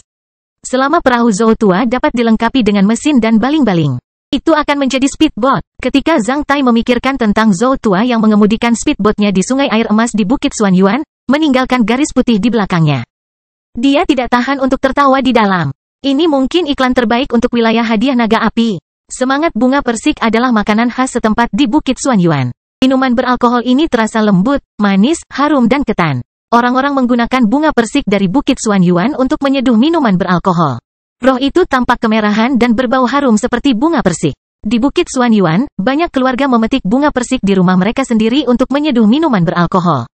Setelah datang ke Bukit Xuan Yuan, semangat bunga persik hampir menjadi salah satu proyek pariwisata yang diperlukan di Sungai Air Emas. Menurut legenda, jika orang yang dicintai dapat menikmati secangkir semangat bunga persik secara langsung di Sungai Air Emas, mereka akan dapat memiliki ketertarikan satu sama lain dan tidak pernah meninggalkan satu sama lain. Ini menjelaskan mengapa Bai Suxian berusaha sekuat tenaga untuk membuat semangat bunga persik di haluan. Secara tidak langsung menjelaskan mengapa Sungai Air Emas menjadi salah satu tempat paling romantis di Bukit Xuanyuan. Selain kapal-kapal pesiar yang dicat dengan riang, pasangan dan kekasih dapat dilihat di kapal pesiar dan perahu lain dimanapun di seberang sungai. Sambil berdiri di haluan dan meminum minuman beralkohol bunga persik bersama Zhang Tai, Bai Suxian tersipu secantik peri. Akibatnya, Zhang Tai tidak tahan untuk meliriknya beberapa kali lagi. Tilde Cui, Nona Bai, jembatan di depan kita adalah jembatan kuda. Suara Zhou Tua terdengar dari belakang. Sebenarnya, Zhang Tai sudah melihatnya tanpa peringatan dari Zhou Tua. Sebuah jembatan baja melintasi Sungai Air Emas ribuan meter di depannya. Jembatan itu sangat megah. Lengkungan di bawah jembatan bahkan dapat menampung kapal besar berbobot 10.000 ton. Di sisi yang dekat dengan kota Kekaisaran Kaisar, terdapat dermaga yang ditutupi banyak kapal uap dengan spanduk khusus.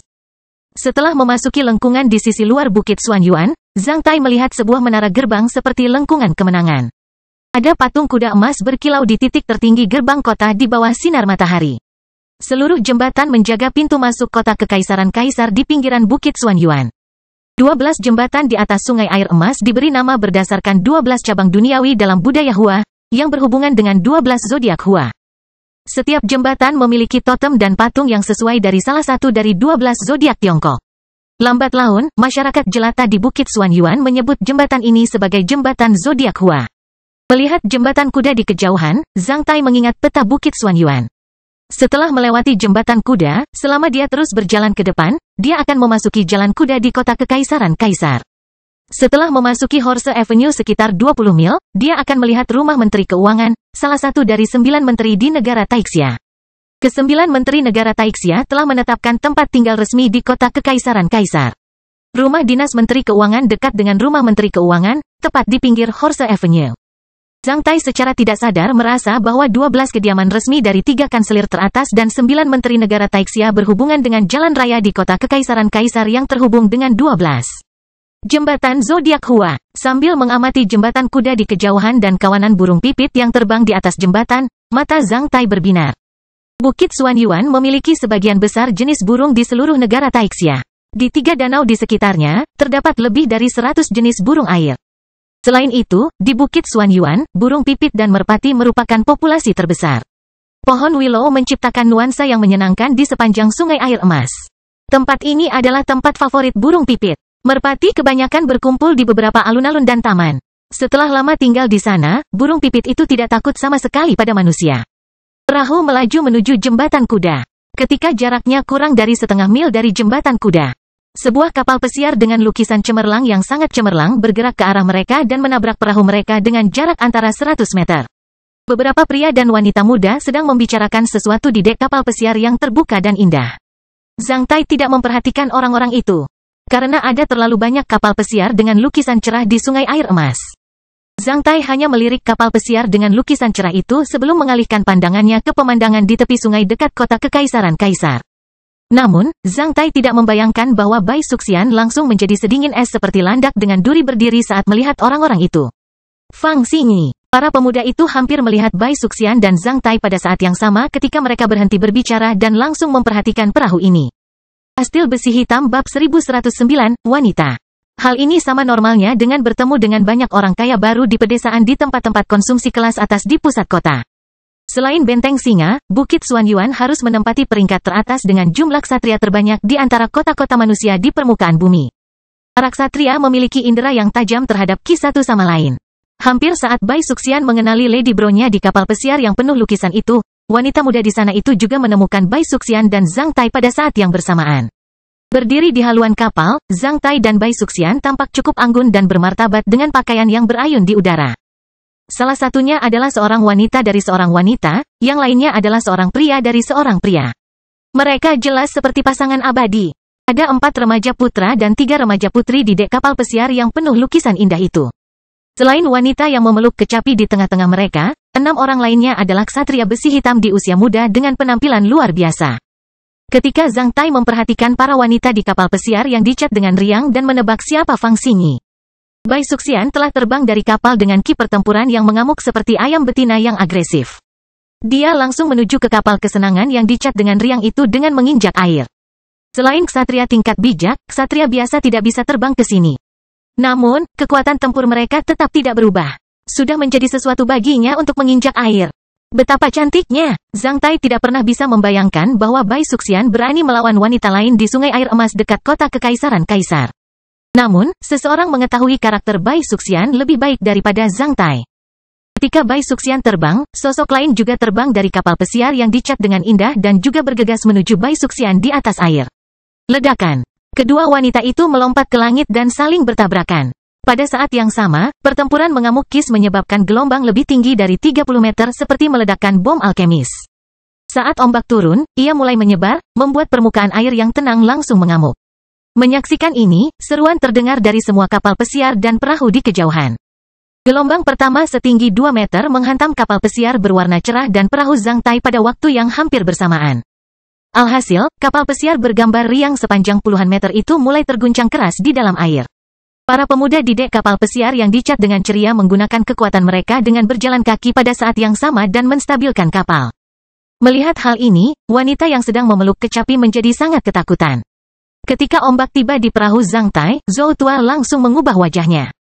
Sebelum Zhou Tua memberikan tanggapan, Zhang Tai telah melangkah ke geladak di haluan, menyebabkan gelombang putih naik dari bawah dan menangkupkan perahu hingga ketinggian lebih dari 4 meter di udara dalam bentuk bunga teratai air seperti bunga teratai besar.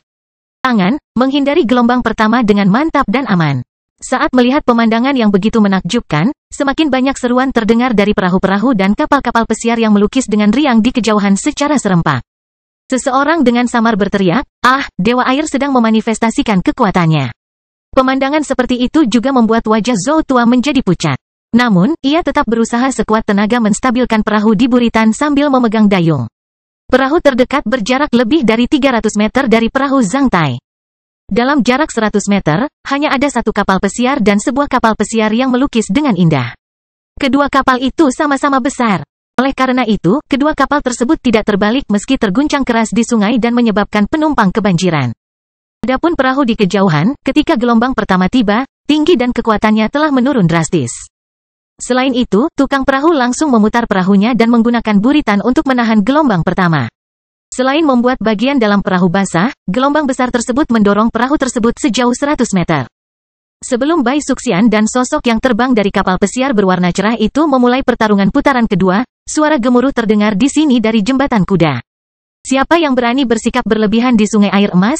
Dengan raungan itu, seorang ksatria berarmor lengkap melompat dari jembatan kuda dan melesat ke arah mereka seperti sambaran petir di sungai. Ketika ksatria pria itu tiba, dia langsung berdiri di atas air sambil menatap Bai Suxian dan wanita lainnya. Para ksatria di kapal pesiar yang dicat dengan ceria dan Zhang Tai di haluan satu demi satu. Ketika dia melihat Zhang Tai yang perahunya diliputi riak, dia sedikit menyipitkan matanya. "Apakah kalian berdua baru saja bertengkar di sini?" Ksatria pria itu bertanya pada Bai Suxian dan wanita lainnya. Kedua wanita itu menjawab dengan harem dingin di saat yang sama ketika mereka berbalik dan mengabaikan pertanyaan ksatria itu. FCK, Ksatria Bumi menjadi gila. Dia menatap Bai Suxian dan wanita lainnya sebelum kehilangan kesabaran pada semua orang yang hadir. "Kalian semua ksatria di sini ikuti aku untuk penyelidikan. Jika ada di antara kalian yang berani menentangku, aku akan membunuhmu." Setelah menyampaikan perintah ini, Ksatria Bumi bahkan melirik Zhang Tai dalam-dalam.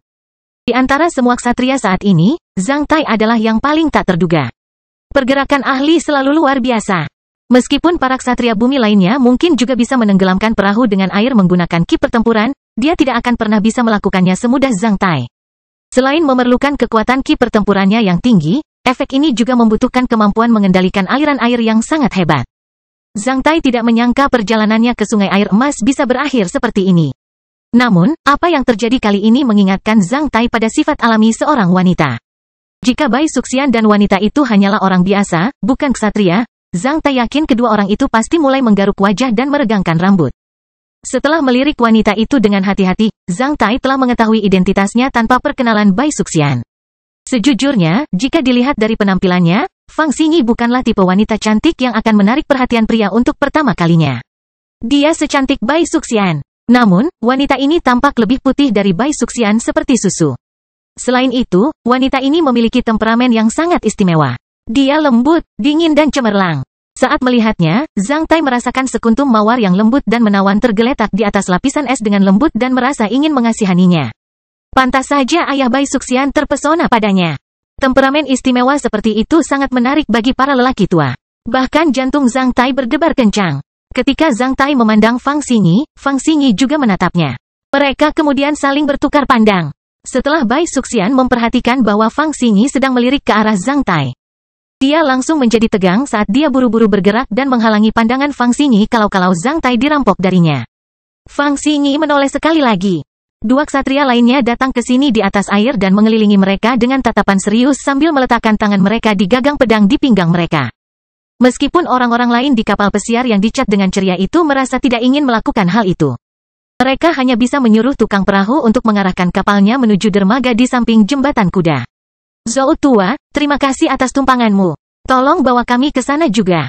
Ingatlah kata-kataku. Jika kamu ingin mencobanya, kamu dapat menemukanku di prefektur naga api di provinsi Yuzhou.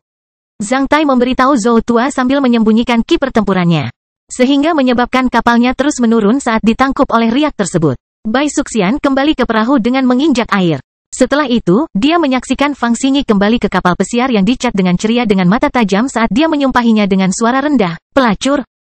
Di menara gerbang di ujung jembatan kuda, Zhang Tai, Bai Suxian, dan para ksatria di kapal pesiar yang dicat dengan indah itu masing-masing dibawa ke ruangan yang berbeda untuk sementara waktu. Bahkan Zhou tua dan beberapa personel yang tidak relevan di kapal pesiar yang dicat dengan indah itu diminta untuk menulis kesaksian. Setelah melihat sekeliling peralatan di ruangan yang tidak bisa dihindari oleh para ksatria besi hitam biasa, Zhang Tai mengungkapkan senyuman, sepertinya aku bukan pengunjung pertama di sini. Ah, siapa orang-orang di Horsebridge itu? Mereka adalah penjaga cabang duniawi di bawah afiliasi Kementerian Urusan Rekreasi, juga dikenal sebagai penjaga zodiak Hua. Mereka bertanggung jawab menjaga 12 jembatan dan portal kota kekaisaran kaisar di Sungai Air Emas. Bai Suxian melirik Zhang Tai dengan rasa malu, lalu ia berkata, maafkan aku. Saat melihat rubah itu, aku ingin membunuhnya. Tidak apa-apa, semua orang menjadi impulsif pada saat-saat tertentu. Kami hanya akan beristirahat di sini. Zhang Tai melambaikan tangannya dengan murah hati sambil menambahkan, tidak apa-apa selama kamu tidak menderita kerugian. Bai Suxian langsung memperlihatkan senyuman manisnya. Fakta membuktikan bahwa perempuan, terutama perempuan cantik dengan latar belakang yang dalam akan selalu mendapat perlakuan khusus di dunia yang didominasi laki-laki ini. Seorang wanita adalah putri dari istana Tuan Guangnan, yang lainnya adalah murid luar biasa dari Pavilion Qionglo, salah satu dari 7 sekte teratas di negara Taixia. Dalam situasi ini, setelah memastikan bahwa tidak ada akibat yang parah, Zhang Tai dan Bai Suxian hanya diminta untuk tinggal di sana selama beberapa jam. Setelah diperingatkan, mereka dibebaskan. Semua ksatria selain kedua wanita itu telah terlibat dan dipenjara selama beberapa jam. Menurut peraturan, jika para ksatria berkelahi dan merusak perdamaian di Bukit Xuanyuan, mereka akan dipenjara minimal 3 bulan atau dibunuh di tempat. Oleh karena itu, Zhang Tai dan Bai Suxian hampir tidak dihukum. Saat mereka keluar dari menara gerbang di ujung jembatan Horsebridge, hari sudah gelap. Zhang Tai dan Bai Suxian bertemu Fang Xingyi di luar menara gerbang sekali lagi. Ketika Fang Xingyi dan Bai Suxian melihat satu sama lain, mereka mengucapkan harem dingin secara bersamaan sebelum menoleh. Fang Xingyi memiliki hubungan keluarga dengan ayahnya, Lord Guangnan. Oleh karena itu, Bai Suxian menganggapnya sebagai skandal keluarga dan lebih memilih merahasiakannya. Adapun Fang Xingyi, tidak peduli apa hubungan antara dia dan Lord Guangnan, sepertinya dia juga tidak ingin mengungkapkannya kepada publik. Oleh karena itu, pihak luar masih bingung dengan pertarungan mereka hingga saat ini. Para ksatria muda yang tinggal bersama Fang Xingyi merasa tidak enak saat mereka sedang menikmati alunan musik kecapi di Sungai Air Emas dan mengomentari urusan politik saat ini. Tiba-tiba, seorang wanita berlari ke arah mereka seperti orang gila. Jika bukan karena Fang Xingyi yang menghentikannya tepat waktu, kapal pesiar mereka yang bergambar indah mungkin telah terbalik oleh orang gila itu. Jika demikian, akan sedikit memalukan. Dibandingkan dengan wajah mereka, lukisan kapal pesiar yang ceria itu menjadi hal yang sepele.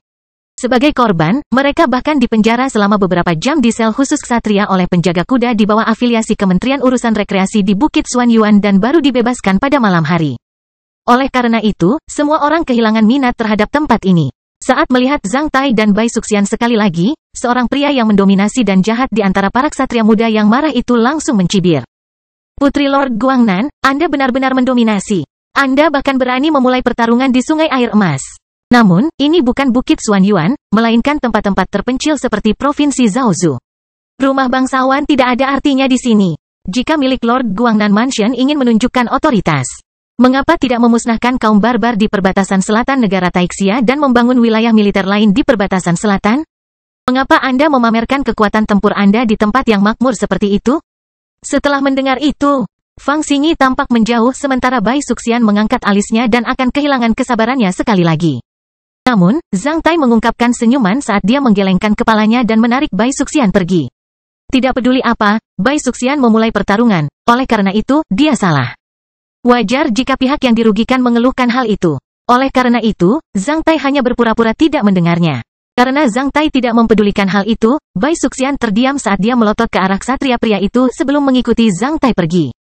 Ketika Fang Xingyi melihat Zhang Tai dan Bai Suxian berjalan pergi, matanya langsung bersinar. Sebagai mantan Lady Bro Bai Suxian, tidak ada yang tahu temperamen Bai Suxian lebih baik darinya. Sejak dia berkenalan dengan Bai Suxian, ini adalah pertama kalinya dia melihat Bai Suxian berperilaku begitu baik di depan seorang pria. Zhang Tai sangat penyayang, namun, ia lupa bahwa belas kasihan seseorang biasanya dianggap sebagai rasa takut akan masalah dan penakut. Di Bukit Xuanyuan, banyak hal yang tidak dapat ditangani bahkan oleh seorang ksatria bumi. Aku sudah lama mendengar bahwa putri dari istana Lord Guangnan sangat cantik, tampaknya nyata. Dengan satu ksatria bumi di sisimu, kamu bahkan tidak menghormati 7 sekte teratas di negara Taixia. Suara lain terdengar. Setelah mendengar kata-kata ini, Zhang Tai tiba-tiba berhenti. Kastil Besi Hitam bab 1110, kehilangan nyawa dengan satu kalimat. Setiap orang punya ceritanya sendiri. Sebagai seorang ksatria dewasa yang telah melihat dunia, Zhang Tai juga punya kisahnya sendiri. Begitu pula Bai Suxian. Kisah Zhang Tai dimulai dari kota Black Hot, kisah Bai Suxian dimulai dari rumah Tuan Guangnan. Sebelum mendapatkan Castle of Black Iron, cerita Zhang Tai selalu hambar. Adapun Bai Suxian yang lahir di klan besar dengan bakat dan penampilan luar biasa, kisahnya selalu indah sejak awal, termasuk pengalaman hidupnya, pengalaman emosional, dan hubungan cintanya yang tak terucapkan. Semua remaja laki-laki dan perempuan saling jatuh cinta. Zhang Tai dan Bai Suxian sama-sama memiliki pengalaman romantis.